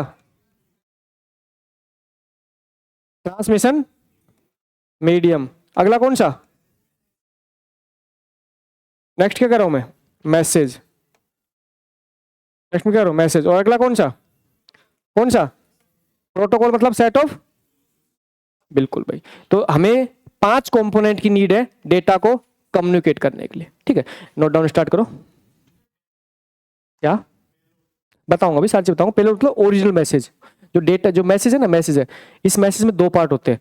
एक तो होता है जो प्रोटोकॉल है, इस प्रोटोकॉल के लिए हेडर लगाते हैं इस मैसेज के साथ, और एक होता है ओरिजिनल डेटा। तो ओरिजिनल डेटा तो कहलाता है पेलोड, और हेडर होता है ना वो अलग होता है। दोनों मिलके आपका पूरा पैकेट बनाते हैं। आगे बताएंगे, धीरे धीरे सारी कहानी आ जाएगी। पेलोड को हम कह सकते हैं ओरिजिनल डेटा। बिल्कुल निश्चिंत रहो, हर कंसेप्ट क्लियर होगा। सारी की सारी जितने जितने आपके दिमाग की जितनी वो है ना, मतलब जो आप सोच सकते हो, उन सारे का आंसर इसी बोर्ड पे मिलेगा, नोट्स में। जो भी आप मतलब जो भी आपके माइंड में आप सोचते हो, 1-2 क्लास में आप थोड़ा सा कंफर्ट इसलिए हो जाओगे, मेरे को लगता है आज तो आपको 4 घंटे क्लास लेने में ऐसा लग रहा होगा क्या कितनी देर पढ़ रहे हैं। अबे रुक जाओ, अभी तो एसी चला दो भाई। एक हेमंत, एक एसी चला के जा, ठंडा कर सबको।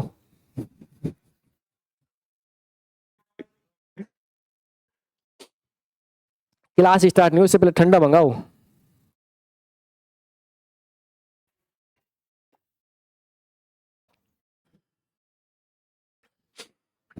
चाहे तो पिक के आ जाओ, 15 मिनट का गैप मिलता है ना।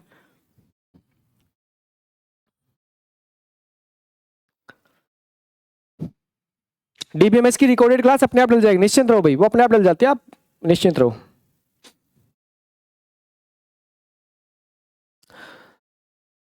भाई कंप्यूटर इंस्ट्रक्टर जो बच्चे हैं उनको पढ़ने का टाइम नहीं मिलता है, तो आप एक काम करो, जो जैसे सुबह आप 10 बजे जाते होंगे, शायद शाम को 4 बजे बाद आने के बाद क्लास लो। भाई मेहनत तो करनी पड़ेगी यार, देखो बिना मेहनत तो कुछ नहीं होता। अब आप किस रूप में मेहनत करते हो वो आपके ऊपर डिपेंड करता है।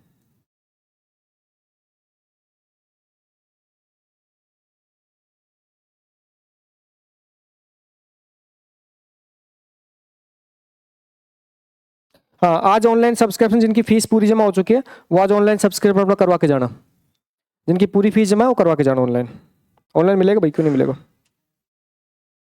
जिन बच्चों की पूरी फीस जमा है वो अपना ऑनलाइन सब्सक्रिप्शन करवा के ही जाएं आज।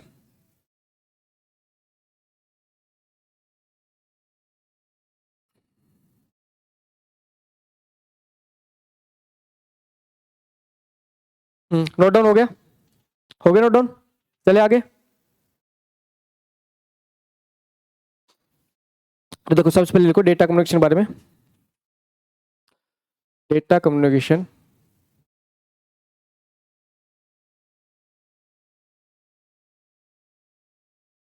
Are exchange of data. Hindi वाले बच्चे साथ साथ लिख लो, डेटा कम्युनिकेशन के द्वारा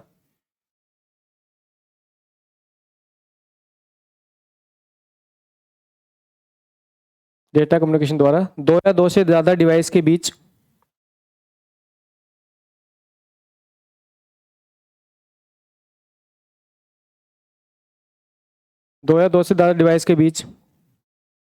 किसी माध्यम की सहायता से मैसेज का आदान प्रदान किया जाता है।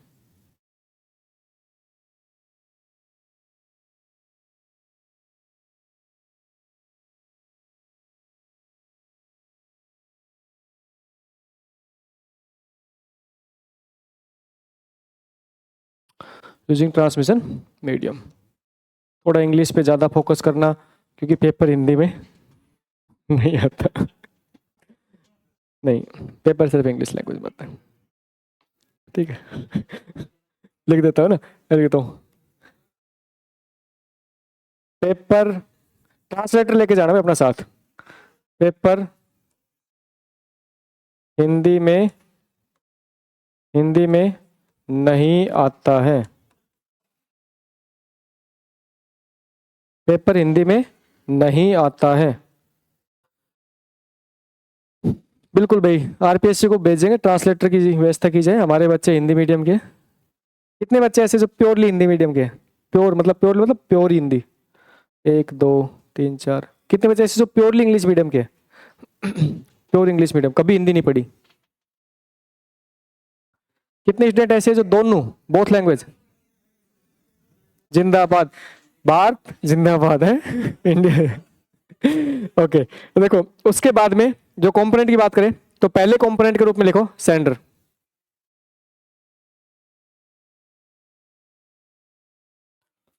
सेंडर लिखो। सेंडर क्या होता है? Sender is a device that can capable to send data. तो लिखो सेंडर एक डिवाइस होता है, सेंडर एक डिवाइस होता है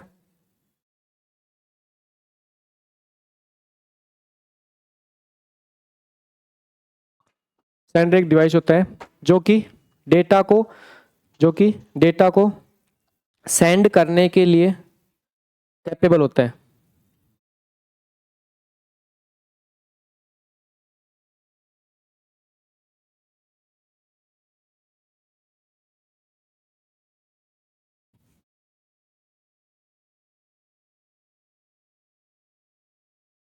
सेंडर एक डिवाइस होता है जो कि डेटा को सेंड करने के लिए कैपेबल होता है। ठीक है, मतलब डेटा को सेंड कर सकता है। ठीक है, अब सेंड की हिंदी मत पूछ लेना, वो भी बता दूंगा। सेंड मतलब क्या होता है?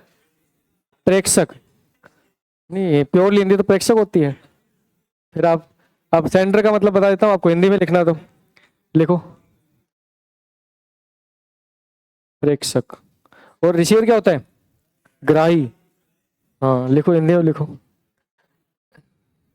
तो ध्यान रखना। अब जैसे अगर एग्जाम्पल की बात करें, देखो एग्जाम्पल की बात करें तो सेंडर में एग्जाम्पल क्या हो जाएगा भाई आपका? ये सेंडर में अगर हम बात करें तो आपके जैसे लैपटॉप हो गया, ठीक है, आपके जैसे डेस्कटॉप हो गया, लैपटॉप हो गया, डेस्कटॉप हो गया, मोबाइल हो गया, फिर कोई भी डिवाइस है ना, कोई भी डिवाइस जो डेटा को सेंड करने की कैपेसिटी रखती है। ठीक है, कोई भी डिवाइस हो सकती है जो डेटा को सेंड करने की कैपेसिटी रखती है। ठीक है, नेक्स्ट क्या होता है आपका? रिसीवर। नेक्स्ट क्या होता है? ठीक है, तो सेम कहानी। रिसीवर क्या होती है? एक डिवाइस होती है। रिसीवर क्या होती है? एक डिवाइस होती है जो कि डेटा को रिसीव करने की कैपेसिटी रखती है। तो रिसीवर इज ए डिवाइस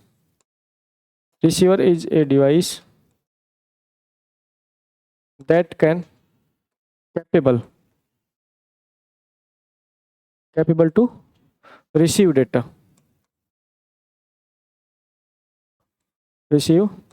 ऐसी डिवाइस जो डेटा को रिसीव करने की कैपेसिटी रखती है। ठीक है, ऐसी डिवाइस जो डेटा को रिसीव करने की कैपेसिटी रखती है क्या कहलाती है? रिसीवर कहलाती है। तो सेम कहानी वही, जैसे आपके लैपटॉप, डेस्कटॉप, या जैसे प्रिंटर ले लो भाई, आपका प्रिंटर क्या हो जाएगा? एक रिसीवर कैटेगरी में आ जाएगा। ठीक है, प्रिंटर भी डेटा रिसीव कर सकता है क्या? हाँ, रेडियो हो जाएगा रिसीवर आपका, बिल्कुल है। रेडियो हो गया, टीवी हो गया, रेडियो आपका रिसीवर है, बिल्कुल है तो ओनली रिसीवर है, बिल्कुल only receiver. Radio only receiver होता है।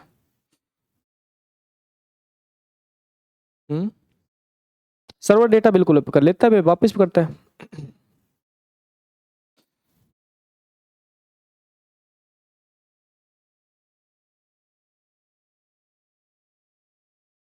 ठीक है, अगला पॉइंट क्या आता है?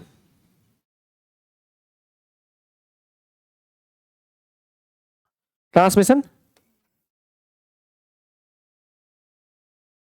Transmission medium. ट्रांसमिशन मीडियम मतलब भाई माध्यम है ना, ट्रांसमिशन मीडियम मतलब माध्यम।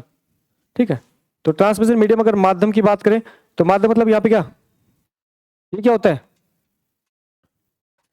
ट्रांसमिशन मीडियम क्या होता है? क्या होता है? सेंडर और रिसीवर के बीच क्या होता है?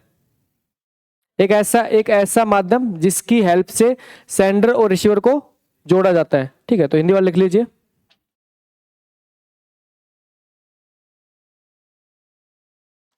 ऐसा माध्यम, ऐसा माध्यम जिसकी सहायता से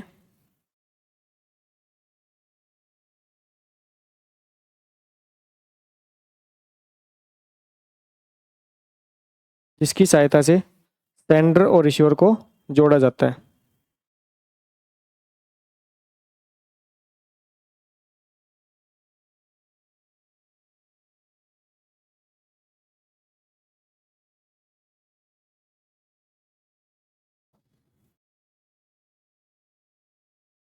ठीक है, तो इसके बारे में आपको बता ही दिया था भाई। केबल भी हो सकती है आपके ना, जैसे वायर्ड और वायरलेस दोनों होता है ना। ठीक है, तो वायर भी हो सकता है, वायरलेस हो सकता है। ठीक है, तो एक ऐसा माध्यम, तो हम कह सकते हैं ऐसा फिजिकल पाथ जिसकी सहायता से आपके सेंडर और रिसीवर दोनों जुड़ते हैं।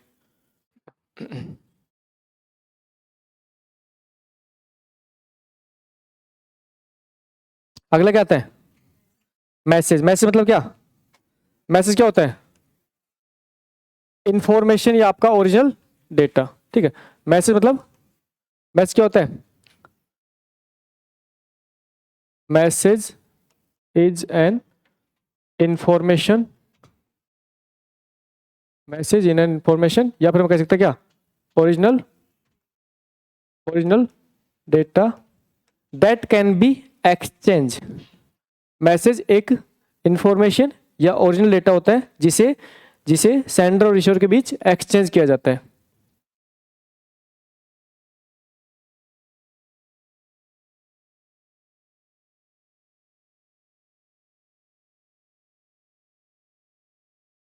मैसेज एक ओरिजिनल डेटा होता है जिसे सेंडर और रिसीवर के बीच ट्रांसमिट किया जाता है ना, इंफॉर्मेशन होती है जिसे सेंडर और रिसीवर के बीच ट्रांसमिट किया जाता है।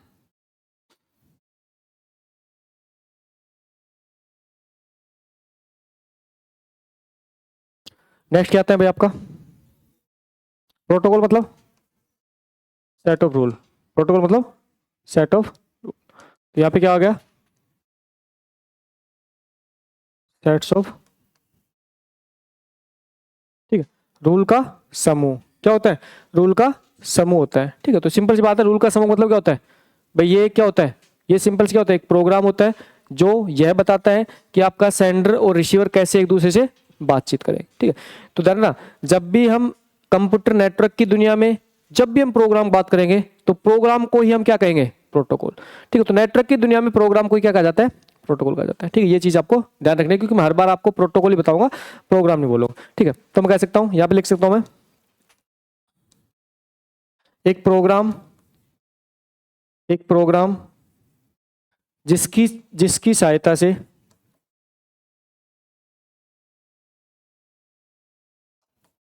एक प्रोग्राम जिसकी सहायता से जिसकी सहायता से सेंडर और रिसीवर के बीच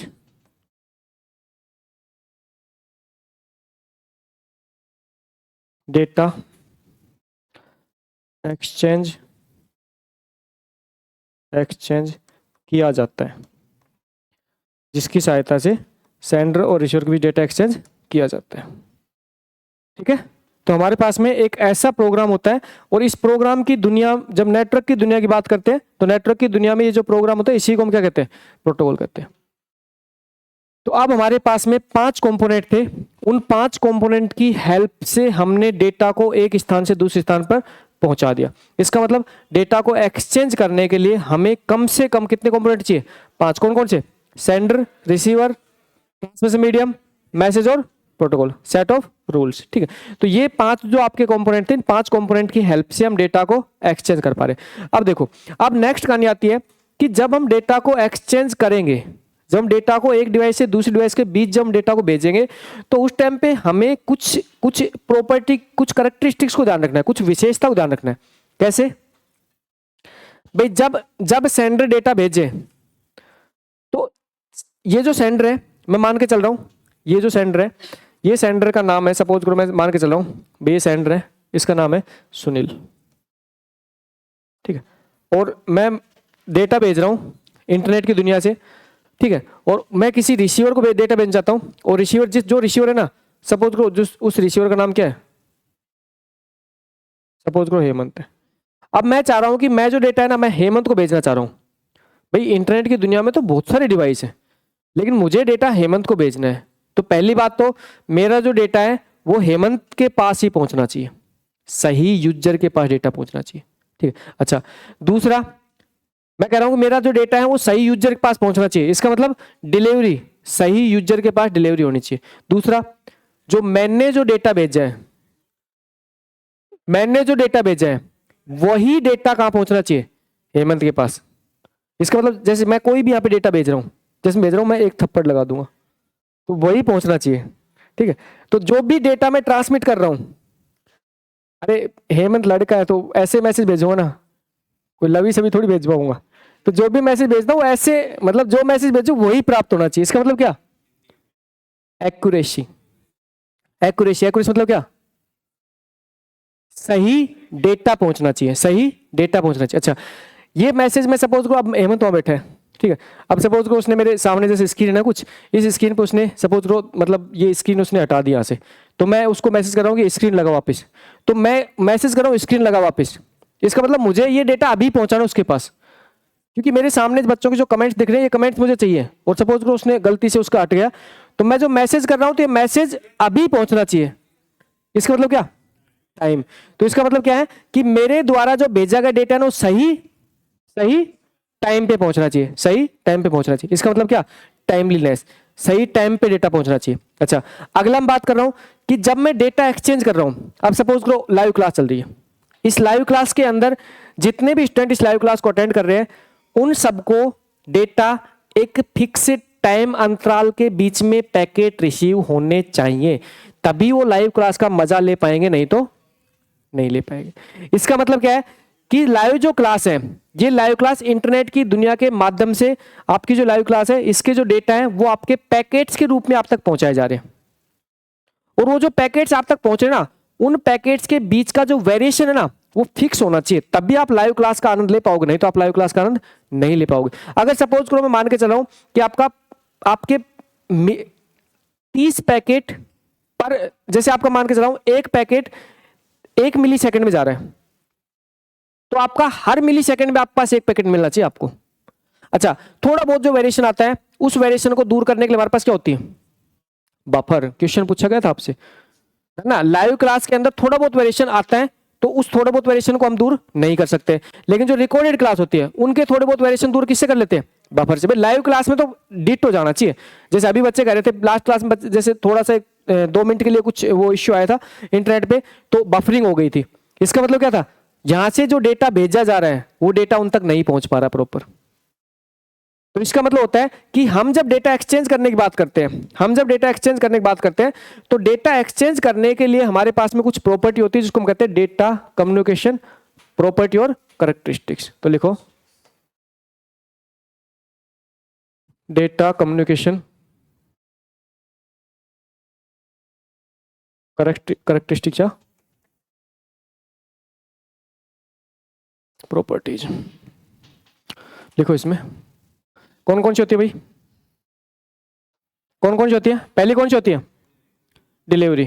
कौन सी होती है? डिलीवरी। दूसरी कौन सी होती है? एक्यूरेसी। तीसरी कौन सी होती है? टाइमलीनेस। चौथी कौन सी होती है? जिटर। चौथी कौन सी होती है? जिटर। प्रोग्रामर में माइनस मार्किंग होती है। ये है कौन स्टूडेंट पहले भी बताओ। हेमंत सर इसका डेटा निकालो। ये महावीर कौन, इसका डेटा निकालो और इसकी मुझसे बात कराओ इसकी। ऑनलाइन वाले स्टूडेंट को तो ऐसे कैसे, इनको दंडवित कैसे किया जाए इन स्टूडेंट को? इनको ब्लॉक कर देते हैं ना 2-4 दिन के लिए। माइनस मार्किंग होती है मेरे भाई, मैंने कितनी बार बता दिया। मैं ये चीज आपको शुरू से कहता रहा हूँ, आप तैयारी करने आगे, आप सब कुछ नॉलेज लेके देखो। प्रोग्रामर बनना है यार, ऐसे हवाबाजी में बातें नहीं करनी, प्रोग्रामर बनना है। 1/3 माइनस मार्किंग होती है, ठीक है। बिल्कुल 1/3 गलती नहीं करनी, ठीक है। देखो जब भी डिलीवरी की बात करते हैं इसका मतलब क्या? डिलीवरी मतलब क्या? राइट, इसका मतलब क्या? राइट यूजर, भाई सही यूजर तक डेटा जाना चाहिए। Right user. एक्यूरेसी, एक्यूरेसी मतलब क्या? एक्यूरेसी मतलब क्या? राइट डेटा, सही डेटा जाना चाहिए। टाइमलेस मतलब क्या? राइट टाइम, सही टाइम पे डेटा जाना चाहिए। और जिटर मतलब क्या? डेटा पैकेट के बीच का वेरिएशन, डेटा पैकेट्स के बीच का वेरिएशन फिक्स होना चाहिए।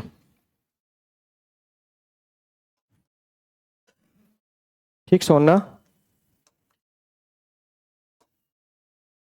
डेटा पैकेट के बीच का वेरिएशन फिक्स होना चाहिए, ठीक है। तो डिलीवरी मतलब क्या? Right user. एक्यूरेसी मतलब क्या? Right data. टाइमलेस मतलब क्या? सही समय पे, राइट समय। और यहां पे आपका जिटर मतलब क्या? डेटा पैकेट के बीच का वेरिएशन फिक्स होना चाहिए।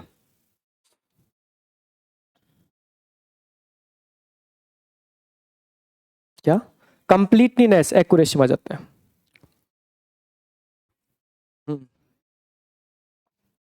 बिल्कुल समझाता हूं भाई, जिटर समझा देते हैं। देखो तो आपके पास में यहाँ पे कम्युनिकेशन के कैरेक्टरिस्टिक्स 4 होते हैं। एक कंप्लीटनेस भी, कई बार आप जैसे कई बुक में देखते हो तो कंप्लीटनेस वर्ड आपका अलग से दे दिया जाता है। तो कंप्लीटनेस जो है वो एक्यूरेसी का पार्ट है। एक्यूरेसी मतलब क्या? सही डेटा। और कंप्लीटनेस मतलब क्या? पूरा डेटा। तो सही डेटा जाएगा, पूरा जाएगा, ठीक है भाई। आप खुद मान के चलो, जैसे आप लॉजिकल समझो, मैं कह रहा हूं कि सही डेटा पहुंचना चाहिए। तो सही डेटा मतलब क्या? पूरा डेटा पहुंचना चाहिए ना, तभी सही होगा। तो कंप्लीटनेस जो कई बुक उनमें कंप्लीटनेस अलग से दे रखा है, बाकी हाँ वो एक्यूरेसी का पार्ट हो जाता है। अच्छा अब एक आता है जिटर। बाकी तो आपके सारे समझ में आ गए होंगे भाई। डिलीवरी मतलब सही यूजर तक पहुंचना चाहिए। एक्यूरेसी मतलब सही डेटा पहुंचना चाहिए। टाइमलेस मतलब सही टाइम पे पहुंचना चाहिए। अब आता है जिटर। अब देखो जिटर का बात करते हैं तो जिटर का बात जो स्पेशल यूज होता है जिटर, वो हम यूज करते हैं इसको ऑडियो वीडियो के ट्रांसमिशन में। जैसे अगर जिटर की बात करें तो जिटर का जो मीनिंग होता है वो होता है डेटा पैकेट के बीच का वेरिएशन। डेटा पैकेट के बीच का वेरिएशन मतलब गैप। वेरिएशन मतलब गैप, है ना। अब देखो समझो, देखो भाई सपोज करो कि आप कर क्या रहे हो, आप यूट्यूब से वीडियो देख रहे हो। जैसे सपोज करो ये एक यूट्यूब का सर्वर है, ठीक है। मैं मान के चल रहा हूं ये क्या है? ये यूट्यूब का क्या है? सर्वर, ठीक है। और इस यूट्यूब के सर्वर के ऊपर क्या है? आपका डेटा है, किस रूप में? वीडियो डेटा है आपका। और आप क्या हो? आप इंटरनेट के माध्यम से आप क्या हो? इस यूट्यूब के सर्वर से जुड़े हुए हो। अब सपोज करो आप यूजर हो, आप यहाँ बैठे हो। आप यूजर हो, आप यहाँ बैठे हो। और आप क्या कर रहे हो? आपने ISP के माध्यम से इंटरनेट की सर्विस ले रखी है। ये इंटरनेट की सर्विस है। और ये जो आपका यूट्यूब का सर्वर है ये कहाँ जुड़ा हुआ है? इंटरनेट से जुड़ा हुआ है। अब जब आप कोई भी वीडियो, अब आपके पास क्या होता है भाई? यूट्यूब का वीडियो प्ले करने के लिए आपके पास क्या होता है भाई? सिंपल सी बात है, यूट्यूब का वीडियो प्ले करना है तो आपके पास क्या होता है भाई? या तो आप यूट्यूब की ऐप रखते हो तो आपके पास एप्लीकेशन प्रोग्राम होता है। तो मैं कह सकता हूं कि आपके पास क्या होता है? आपके पास यूट्यूब एप्लीकेशन प्रोग्राम होता है। या फिर आप अगर लैपटॉप की बात करते हो, डेस्कटॉप बात करते हो, तो वहां पे क्या होता है? ब्राउजर होता है, वेब ब्राउजर ना। या तो आपके पास यूट्यूब एप्लीकेशन प्रोग्राम होगा या फिर आपके पास क्या होगा? वेब ब्राउजर होगा। वेब ब्राउजर की हेल्प से तो आप क्या करते हो? यूट्यूब वीडियो देखते हो। जैसे आपका गूगल क्रोम हो गया। अब करते क्या हो, सपोज करो मेरी क्लास आज आपको जाके देखनी है, ठीक है, ये काम करना है, मेरी क्लास जाके देखनी है कौन सी, 2013 पेपर सॉल्यूशन वाली। अब आप क्या करोगे, यहाँ पे यूट्यूब के सर्वर पे मेरा जो वीडियो है वो यहाँ पे रखा हुआ है, इसका मतलब वीडियो का डेटा यहाँ पे रखा हुआ है। अब वो डेटा क्या करोगे आप, इस इंटरनेट की दुनिया के माध्यम से उस डेटा को आप क्या करोगे, उठा के लेके आओगे। अब वो जो डेटा उठ के आता है ना, तो डेटा यूट्यूब की दुनिया, जब यहाँ पे इंटरनेट की दुनिया में डेटा को हम लाने की बात करते हैं तो डेटा आता है आपका कैसे, है ना, जब भी हम कहते हैं ना इंटरनेट की दुनिया पे डेटा को एक्सचेंज, इंटरनेट की दुनिया में डेटा एक्सचेंज पैकेट के रूप में होता है, पैकेट्स, तो पैकेट टू पैकेट डेटा आता है आप पास। इसका मतलब क्या है कि आपके पास एक फिक्स बिट है, फिक्स बिट है, उसका बंडल आपके पास कंटिन्यू पहुंचता रहता है। अब मैं मान के चल रहा हूं कि आपके पास जो फिक्स बिट जो आ रही है, उसका जो बंडल आ रहा है, मैं मान के चल रहा हूं कि 30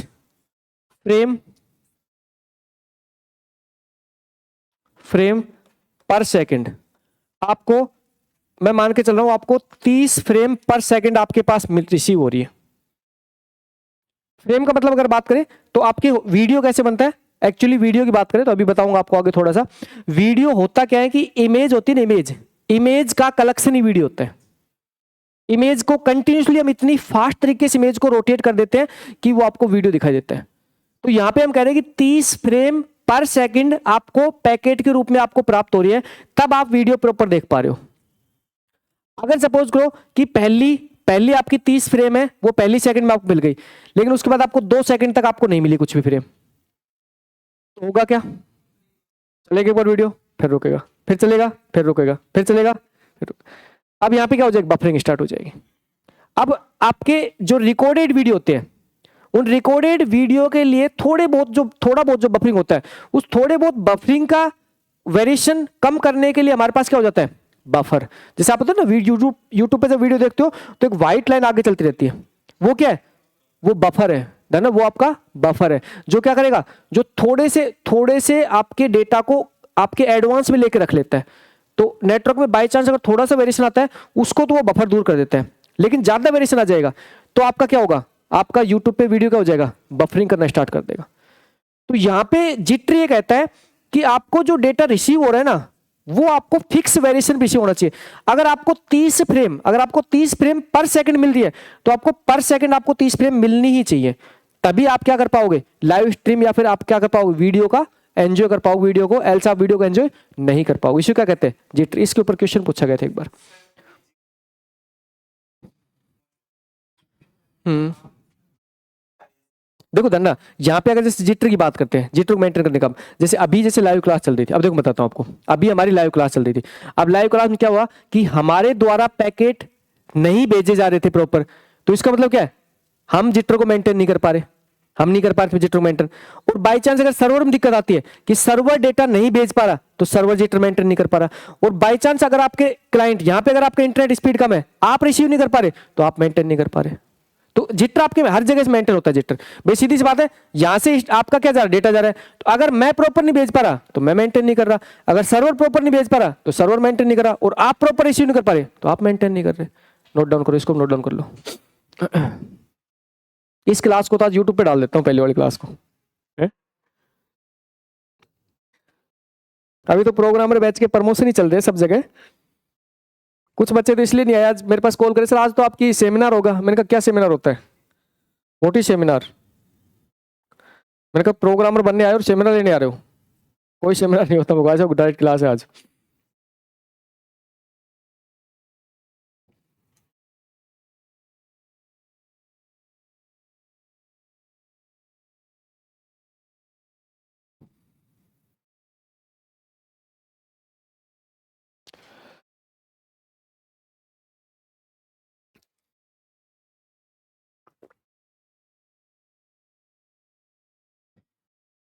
भाई जो डीबीएमएस क्लास है वो आपकी शो हो जाएगी।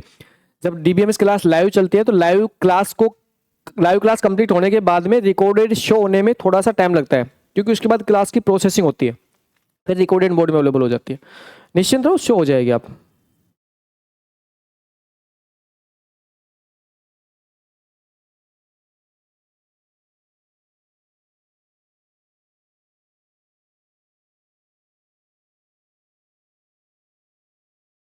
नोट डाउन हो गया, पॉइंट लिखो, पॉइंट लिखो। जब जब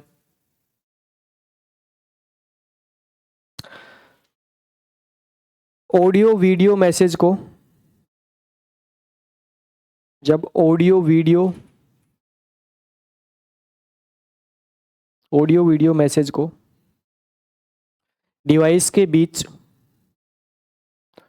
जब ऑडियो वीडियो मैसेज को डिवाइस के बीच भेजा जाता है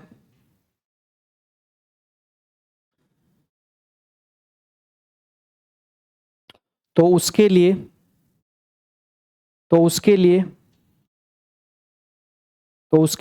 पैकेट्स ऐसे लगाना, पैकेट्स के बीच का वेरिएशन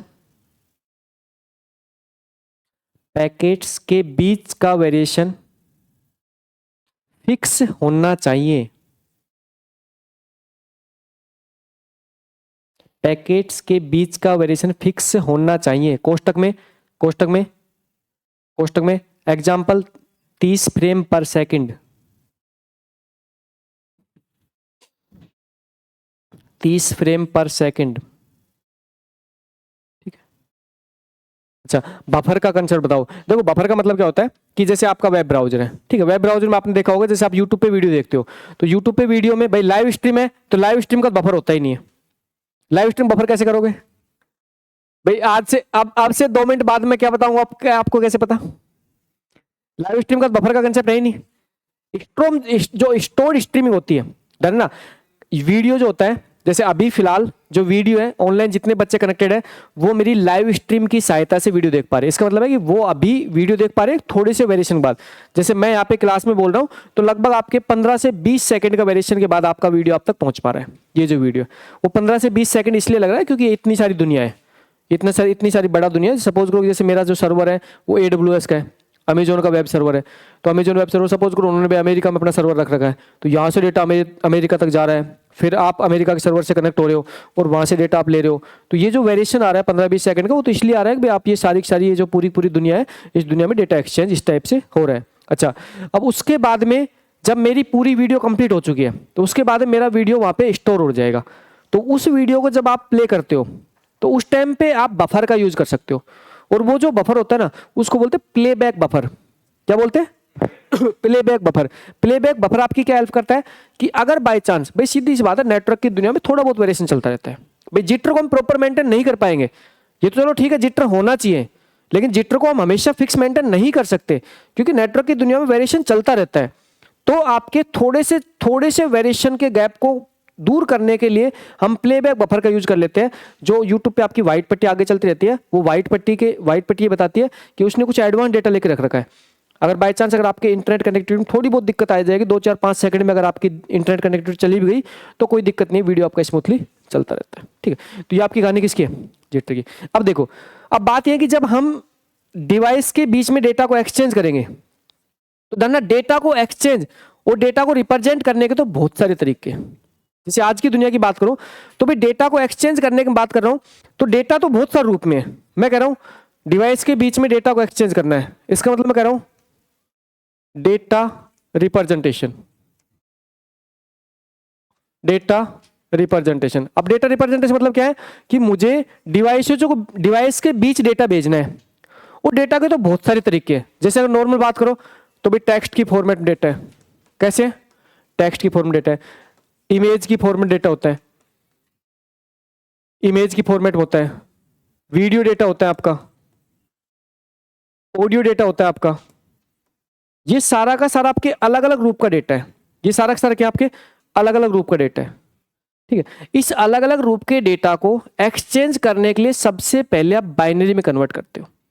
सारा का सारा जो जितना भी अलग अलग रूप का डेटा है उन सब अलग अलग रूप के डेटा को एक्सचेंज करने के लिए सबसे पहले आप इसको बाइनरी फॉर्मेट लेके आते हो और उनके बाद इन डेटा क्या करते हो आप एक्सचेंज करते हो। जैसे कि सपोज करो मैं कह रहा हूं भाई मुझे क्या करना है, मैं कह रहा हूं मेरे पास एक टेक्स्ट है, कह रहा हूं ए, मेरे पास एक टेक्स्ट है ए, धरना कैपिटल ए और स्मॉल ए क्या होते हैं? अलग अलग होते हैं। धरना कैपिटल ए और स्मॉल ए क्या होते हैं? अलग अलग होते हैं। अगर सपोज करो मुझे 2 डिवाइस के बीच, मैं कह रहा हूं मेरा पहला डिवाइस ये है और मुझे 2 डिवाइस के बीच मुझे एक करेक्टर है, सिंगल करेक्टर ए, उस करेक्टर को मुझे इस डिवाइस से इस डिवाइस तक पहुंचाना है। तो ध्यान रखना ए ये तो आपके लिए, ये तो आपकी सहूलियत के लिए आपको दिखाया गया है, लेकिन एक्चुअल में ट्रांसमिट कैसे होगा, है ना। यहाँ पे एक्चुअल में क्या क्या किया गया है कि जितना भी आपका डेटा है भाई, अगर जैसे बात करें तो उसको एक स्टैंडर्ड कोडेड स्कीम के थ्रू उसको एक्सचेंज किया जाता है। अब जैसे आपकी जैसे सबसे सिंपलेस्ट जो कोडेड स्कीम है, सबसे जो स्टैंडर्ड कोडेड स्कीम बात करें तो आज के दिन तो भाई सब सारा डेटा यूनिकोड में एक्सचेंज होता है, लेकिन पहले अगर बात करें तो कौन सा था आपका, कौन सा था आपका, आस्की कोड।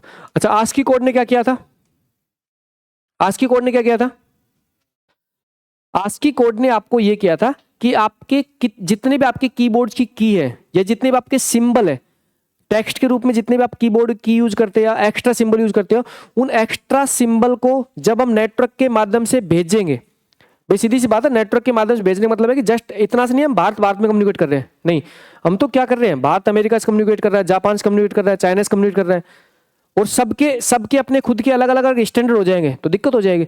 तो आस्की कोड वर्ल्ड वाइड ये बताता है कि अगर आप कैपिटल ए टाइप करते हो तो उसके लिए आस्की के रूप में आपको एक फिक्स आपको नंबर असाइन किया गया है, वो जो नंबर है वो नंबर आपके वर्ल्ड वाइड सब जगह एक है।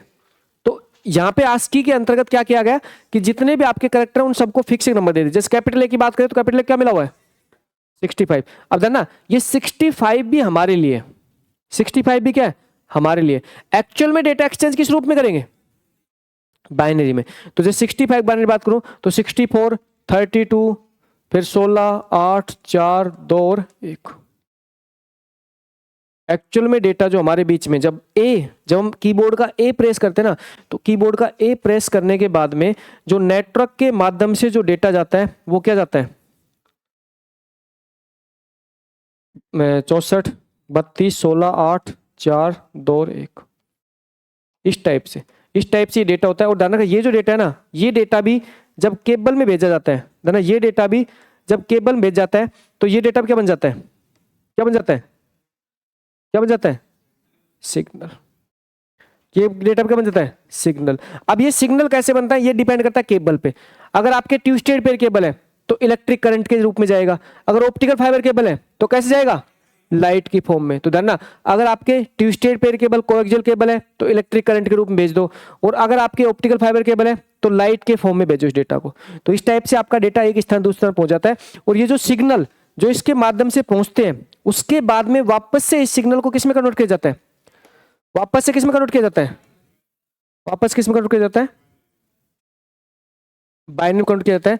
और बाइनरी में कन्वर्ट करने के बाद में इस कंप्यूटर के पास भी क्या है कोडेड स्कीम है, और ये इस बाइनरी को वापस से किस में कन्वर्ट कर देगा। इस टाइप से आपका डेटा क्या होता है एक्सचेंज होता है। तो ध्यान, डेटा को एक्सचेंज करने का मतलब है कि रियल में तो हम किसको एक्सचेंज कर रहे हैं, रियल में हम बिट पैटर्न को एक्सचेंज कर रहे हैं। इसलिए कहते हैं कि आपके बिट स्ट्रीम बिट पैटर्न को एक्सचेंज करते हो, आपके कलेक्शन ऑफ बिट्स होते हैं, कलेक्शन ऑफ बिट्स को भेजते हो आप नेटवर्क में। और कलेक्शन ऑफ बिट्स को रियल में भेजने का मतलब है आप सिग्नल भेजते हो अगर वायर्ड यूज करते हो, और वायरलेस अगर यूज करते हो तो वेव भेजते हो आप, जिसको हम कहते हैं इलेक्ट्रोमैग्नेटिक वेव। इलेक्ट्रिक करंट और मैग्नेटिक फील्ड के संपर्क में आके एक वेव जनरेट होती है, और उस वेव के माध्यम से हम क्या कर देते हैं डेटा भेज देते हैं। तो ये जो कहानी है ये रियल में तो ये कहानी होती है इंटरनल, ठीक है। तो डेटा जो रिप्रेजेंटेशन है वो टेक्स्ट अलग है। अब जैसे इमेज है तो इमेज की फॉर्मेटिंग बिल्कुल अलग है। तो इमेज का डेटा भेजेंगे तो इमेज को रिप्रेजेंट करने के लिए हमारे पास क्या होते हैं, क्या होते हैं पिक्सल्स की मैट्रिक्स। पिक्सल्स क्या होती है मैट्रिक्स, सारे के सारे पिक्सल्स होते हैं वो किस फॉर्मेट में होते हैं मैट्रिक्स फॉर्मेट होते हैं। और प्रत्येक पिक्सल की एक फिक्स वैल्यू होती है, और वो जो वैल्यू होती है उस वैल्यू को 0 1 की फॉर्म में बाइनरी वैल्यू में कन्वर्ट करके और फिर भेजा जाता है। तो आप सोचते इसलिए तो आपकी जो नेटवर्क की बुक आती है उसके 0 1 0 में लिखाते हैं। जैसे नेटवर्क की बुक का फ्रंट पेज देखोगे तो जैसे फोरोजन का फ्रंट पेज तो नेटवर्क की बुक में क्या है, अच्छा फोरोजन ने तो ऐसे दे रखा है, जैसे यहाँ पे देखो इसने 10 नंबर में ऐसे दे रखा है। बाकी कई बुकों में आपके जैसे नेटवर्क बुक देखो तो उसमें 0 1 0 1 का डेटा ऐसे दिखाई देता है। तो इसका मतलब रियल में तो आपके क्या हो रहा है 0 1 0 1 डेटा भेज जा रहा है, ठीक है। तो लिखो नोट डाउन को डेटा रिप्रेजेंटेशन। बिल्कुल भी यूनिकोड फॉलो कर रहे हैं। देखो अभी जैसे अगर बात करें यूनिकोड फॉलो करते हैं तो यूनिकोड जो 8 है ना वो आस्की का ही फॉर्मेट है। फिर जैसे एक वही तो बात है, जैसे यूनिकोड 8 है, फिर जैसे यूनिकोड 16 और 32 है तो एक्सटेंड किया गया। भाई आस्की क्या था 8 कैरेक्टर था, मतलब 8 बिट था। 8 बिट का मतलब क्या सिर्फ 256 कैरेक्टर रिप्रेजेंट कर सकते हैं। हाँ नहीं अलग है, कोड तो अलग है बट उसमें कोड अलग दिया गया है। बट हम ध्यान रखते हैं कि यहाँ पे आस्की जो कोड था आस्की कोड स्टैंडर्ड कोड है, जो वर्ल्ड वाइड जो सबसे ज्यादा यूज होने वाला कोड था। यूनिकोड में सिर्फ और सिर्फ इतना किया था यूनिकोड ने कि भाई ये जो ASCII कोड है, इस ASCII कोड में सिर्फ 256 करेक्टर रिप्रेजेंट कर सकते हैं। अब कहानी आती है कि आज के दिन तो हम प्यारी प्यारी इमोजी भेजते हैं। भाई सीधी सी बात है, व्हाट्सएप पे हम चैट करते हैं तो सिर्फ हम टेक्स्ट नहीं भेजते, हम तो बहुत सारी इमोजी भेजते हैं। अब उन इमोजी को रिप्रेजेंट कैसे करें, तो उनको भी क्या देना पड़ेगा, नंबर देना पड़ेगा। तो इसलिए किसको इंप्लीमेंट किया गया, यूनिकोड को इंप्लीमेंट किया गया। ये तो जस्ट समझाने के लिए ASCII यूज करते हैं, ऐसा नहीं कि ASCII यूज तो रियल में तो अगर यूज की बात करें यूनिकोड होता है, बट ASCII स्टैंडर्ड है, इसको इसकी हेल्प से समझाया जाता है कि एक्चुअल में होता है क्या है। इसलिए हम ASCII की ज्यादा हम हेल्प लेते हैं समझाने के लिए।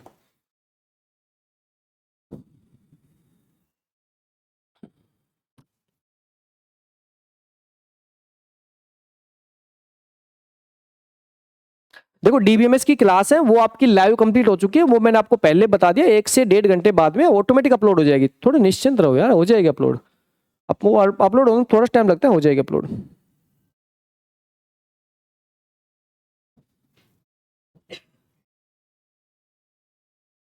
हो गया नोट डाउन। तो यहाँ थोड़ा सा आपको आइडिया लग जाएगा कि भाई आपको एक्चुअल में जो डेटा एक्सचेंज करते हैं तो डेटा एक्सचेंज करते कैसे। अब जैसे एक बार इमेज के बारे में बात कर लेते हैं, क्योंकि फिर वीडियो के बारे में बात करते तो वीडियो क्या होता है, कलेक्शन ऑफ इमेज ही होती है। तो ये तो क्या होगा, टेक्स्ट। अब सोच देखो सिर्फ आपको आप कहते हो व्हाट्सएप पे आप तुरंत ऐसे बहुत बड़ा सा मैसेज टाइप कर देते हो। आप सोच देना उसके पीछे का लॉजिक क्या है, और उसके पीछे लॉजिक से पहले वहां पे तो व्हाट्सएप पे क्या होता है आपके आज के दिन क्या होता है, एंड टू एंड एनक्रिप्शन होता है। तो आपका जो ओरिजिनल जो डेटा है वो पहले बिट्स में कन्वर्ट होगा, फिर उसका एनक्रिप्ट होगा, एनक्रिप्शन एल्गोरिथम काम करेगी, फिर आपका डेटा नेटवर्क से जाएगा। ठीक है, तो जिन्होंने ये लॉजिक बनाए हैं उनके बारे में सोचो यार, उन्होंने कितना दिमाग लगाया है। आप तो जस्ट यूज इट कर रहे हो उनको। देखो अगर नेक्स्ट हम कहानी की बात करें तो नेक्स्ट जैसे हम कह रहे हैं इमेज, यहाँ पे लेके चल रहे हैं, जैसे हम कर रहा हूँ इमेज। तो भाई अब जब इमेज के डेटा के बारे में बात करते हैं तो इमेज में कैसा होता है कंसेप्ट, देखो भाई इमेज क्या होती है, कलेक्शन ऑफ पिक्सल्स। अब यहाँ पे कलेक्शन ऑफ पिक्सल्स का मतलब देखो समझे क्या होता है। इमेज में यही तो होता है, हॉरिजॉन्टल लाइन वर्टिकल लाइन, जितनी ज्यादा हॉरिजॉन्टल वर्टिकल लाइन होती है उतनी ज्यादा इमेज क्या होती है, क्वालिटी होती है। आप कहते हो ना हॉरिजॉन्टल लाइन और वर्टिकल लाइन जितनी ज्यादा होंगी उतनी क्या मिलेगी इमेज की, आपको क्वालिटी मिलेगी। इसका मतलब सिंपल सी बात है, जब आप इमेज की बात करते हो ना तो कंप्यूटर के अंदर इमेज नथिंग एल्स कुछ नहीं होती, आपका कलर का कलेक्शन होता है। आपके पिक्सल्स होते हैं और पिक्सल, हर एक पिक्सल पे एक फिक्स कलर होता है, उसी के कलेक्शन से आप क्या बन जाती है, इमेज बन जाती है। ठीक है, उसी कलेक्शन से आप क्या बन जाती है, image.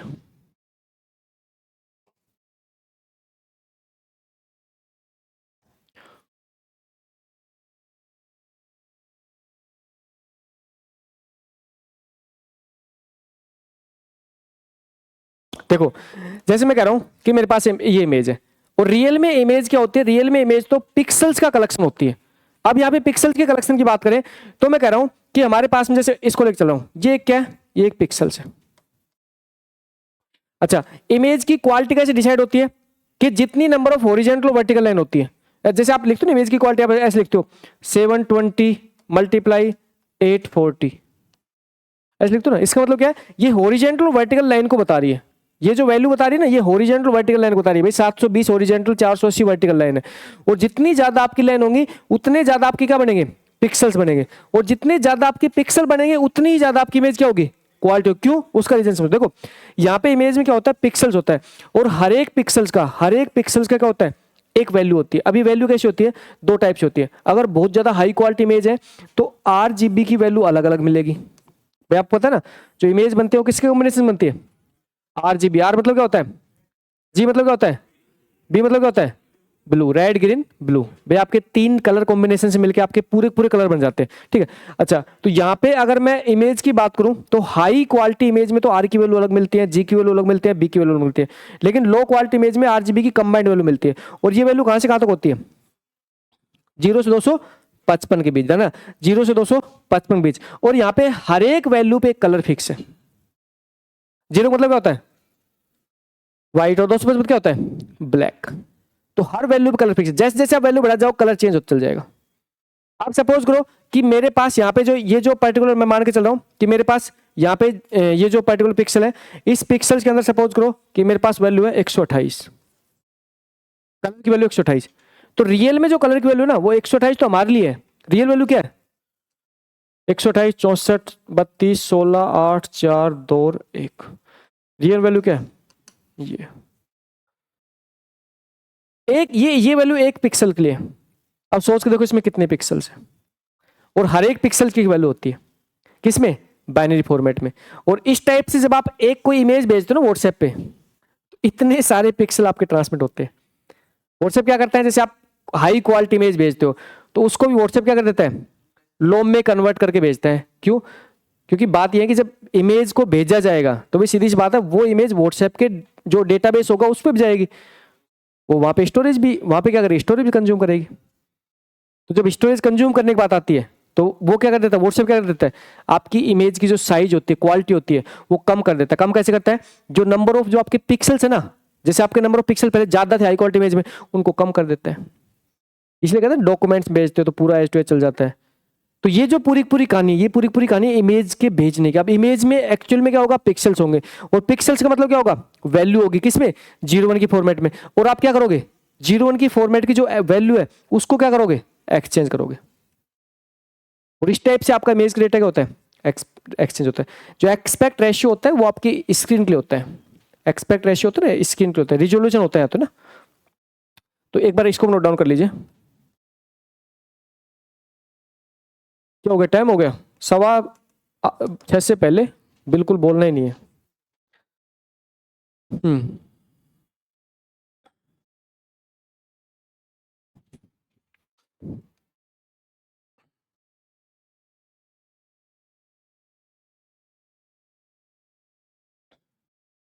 What is difference between signal and wave? देखो जब सिग्नल्स की बात करते हैं तो हम बात करते हैं केबल्स के अंदर भेजे जाने वाला, केबल्स के अंदर जो भेजते हो सिग्नल। और वेव मतलब किसमें, हवा में, एयर में बात करते हैं ना। तो ये डिफरेंस डोंट वेरी बता दूंगा क्या। हाँ वही, सिग्नल को हम गाइड कर सकते हैं, मतलब हमारे अंडर में होते हैं सिग्नल। और वेव क्या होती है, अनगाइडेड होती है। वेव को जैसे हो मत ऐसे पकड़ पकड़ लो ऐसे ना, सिग्नल तुम्हारे अंडर में होता है, केबल्स के माध्यम से उसको पकड़ सकते हैं, वेव को थोड़ी पकड़ सकते हैं, हम कौन पकड़ेगा।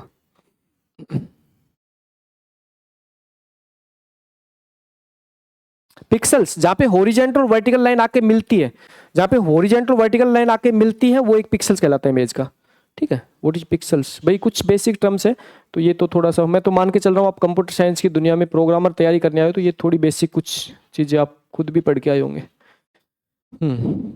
नेक्स्ट टॉपिक आपका स्टार्ट करते हैं, कौन सा, transmission media, sorry transmission mode. ठीक है, simplex, half duplex, full duplex. तो ये टॉपिक कल की क्लास में करेंगे, आज थोड़ा सा यहीं तक फिनिश करते हैं।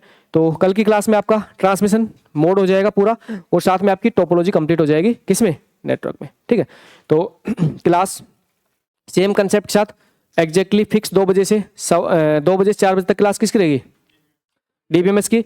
और 4:15 से लेकर 6:15 क्लास किसकी रहेगी, नेटवर्क की। 2-2 घंटे आपकी क्लास रहेगी कंटिन्यूसली। स्टार्टिंग की जो क्लास है उसमें सिर्फ टेक्निकल पार्ट को इंक्लूड किया गया है, मतलब कुछ दिन 4, 5, 7, 8 दिन। फिर धीरे धीरे नॉन टेक पार्ट को भी करवा देंगे, क्योंकि नॉन टेक पार्ट आपका बहुत ज़्यादा नहीं है। और पेपर क्लियर करने के लिए आपको टेक्निकल पार्ट पे ही भरोसा करना है। ठीक है, क्योंकि पेपर क्लियर होना और ना होना किसके बेस पे है, टेक्निकल पार्ट के बेस पर है। ठीक है, तो आप अच्छे से टेक्निकल पार्ट को अच्छे से समझो। अच्छा, अगली कहानी ये चीज आप हमेशा ध्यान रखना कि जो मैं पोर्शन पढ़ा चुका होता हूँ या पढ़ा रहा होता हूँ, आप उससे रिलेटेड ही क्वेश्चन पूछा, मतलब आगे जैसे आज तो जैसे अभी क्वेश्चन की सीरीज स्टार्ट नहीं हुई है, उससे रिलेटेड पूछो। लाइव सेशन वाले बच्चे पूछो उससे रिलेटेड क्वेश्चन, तो सही है, अच्छा है, मजा आएगा। आपका जो भी कंसेप्ट है, आपके माइंड में जितनी भी जिज्ञासा है, वो सारी की सारी जिज्ञासा आपकी खत्म हो जाएंगी इसी बोर्ड के माध्यम से। डोंट वरी, निश्चिंत रहो, हर कंसेप्ट को बिल्कुल गहराई से डेप्थ लेवल तक समझाऊंगा।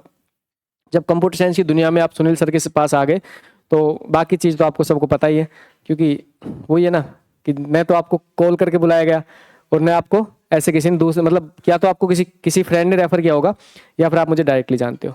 ठीक है, तो इसके लिए, इस विश्वास के लिए मैं पूरा मतलब अपनी जी जान लगा सकता हूँ। जो आपका विश्वास है ये पूरा कायम रखने के लिए मेरी तरफ से फुल मेहनत करूँगा। ठीक है, क्योंकि मेरा एक ही टारगेट है, प्रोग्रामर में मैक्सिमम सिलेक्शन देना। कुछ नहीं होता, जाके खाना खाता हूँ, खाना खाते ही किताबों को लगता हूँ, सुबह उठता हूँ किताबों को लगता हूँ, आता हूँ यहाँ पे आता हूँ तब तक किताबों के साथ लगा रहता हूँ, क्लास पढ़ाई, वापस वही काम, इसके अलावा नथिंग एल्स। और अब तो सीरियसली आगे आने वाले 5-6 महीने की जो मेरी ड्यूरेशन है उसमें पहले मैं तो फ़ौरन घूमने का प्लान बना रखा था, लेकिन अब तो उसके बाद ही घूमने जाऊंगा, कहीं नहीं जाना। ठीक है, साथ में, हाँ फिर चलेंगे पक्का से, आप सिलेक्शन ले लो फिर चलेंगे। पेपर 2 जो है वो पेपर कंप्लीट होने के बाद ही कराएंगे। देखो एक सब्जेक्ट के लिए आपको फैकल्टी बुलाएंगे, एक सब्जेक्ट में पढ़ा दो, क्योंकि फिर वो थोड़ा सा होगा कि जब मैं साइड पढ़ाऊंगा तो एक सब्जेक्ट दूसरी फैकल्टी से करवा दूंगा, क्योंकि उस टाइम फिर क्या दूसरे बैच आ जाएंगे, तो इसलिए मैं नहीं, दीपराज सर को बुला देंगे, दीपराज सर को बुला देंगे। तो एक सब्जेक्ट बाकी मेरे से अगर आप जाओ पढ़ना चाहते हो तो पढ़ सकते हो, आपको पता ही है मैंने सारा पढ़ा रखा है, ऐप पे पढ़ा है आपके ना, ऐप पे ऑलरेडी अपलोडेड है। ठीक है, तो उसके लिए भी आप निश्चिंत रहो, ऑलरेडी है आपके पास ऐप में, तो वो आप पढ़ सकते हो। अच्छा, दूसरी एक ये चीज़ बता देता हूँ भाई, आप कोशिश ये क्या करो, अभी तो जैसे स्टार्टिंग का टाइम है तो 7-8 दिन तो ठीक है, दिक्कत नहीं आएगी ज़्यादा, बट हाँ आप पर डे अपने आप को थोड़ा सा अपडेट करो। अपडेट मतलब आप पढ़ के आओ, जो नोट्स मैंने लिखवाया है उसको रिवाइज करके आओ। ठीक है, क्योंकि अब तो चलो ठीक है थोड़े थोड़े नोट्स हैं, बाद में क्या होंगे 15-15, 20-20 पेज के नोट्स हो जाएंगे, और बाद में जब न्यूमेरिकल क्वेश्चन आएंगे ना, तो उस टाइम पे फिर आपके पास इतना सारा प्रैक्टिस को मिलेगा आपको, क्योंकि आपको फिर ठीक है मैं तो एक बार पढ़ा दूंगा, होता क्या है कि जब मैं एक बार पढ़ाता हूँ तो एक बार में आपको समझ में इजीली आ जाता है। एक बार जब मैं पढ़ाता हूँ तो आपको समझ में आ जाता है, मुझे पता है कि एक बार यहाँ पे आपके माइंड में मैं प्रॉपरली यहाँ पे सेट कर दूंगा, लेकिन एक बार में आपकी कैश मेमोरी में सेट होता है, उसको सेकेंडरी मेमोरी तक पहुंचाने के लिए आपको क्या करना पड़ेगा, उसको सेकेंडरी मेमोरी में पहुंचाने के लिए आपको बार बार उसको रिफ्रेश कर रीड आउट करना ही पड़ेगा। तो और सेकेंडरी मेमोरी नहीं पहुंचाऊंगा तो वो जो छोटी क्लास में होता है ना, डंडे वगैरह लेके वो कंसेप्ट, तो वो भी यूज कर सकते हैं, लेकिन सेकेंडरी मेमोरी में पहुंचाना है, कैसे पहुंचाओ डेटा। ठीक है, आप सब किसकी मतलब मैक्सिमम ऐसे स्टूडेंट होंगे जिसकी एज मेरे से ज़्यादा भी होगी, ऑनलाइन में तो मिल जाएंगे बहुत सारे, क्योंकि बहुत सारे असिस्टेंट प्रोग्रामर वगैरह तैयारी कर रहे हैं। ओके, थैंक यू, मिलते हैं कल क्लास में, टेक केयर है ना, थैंक यू भाई।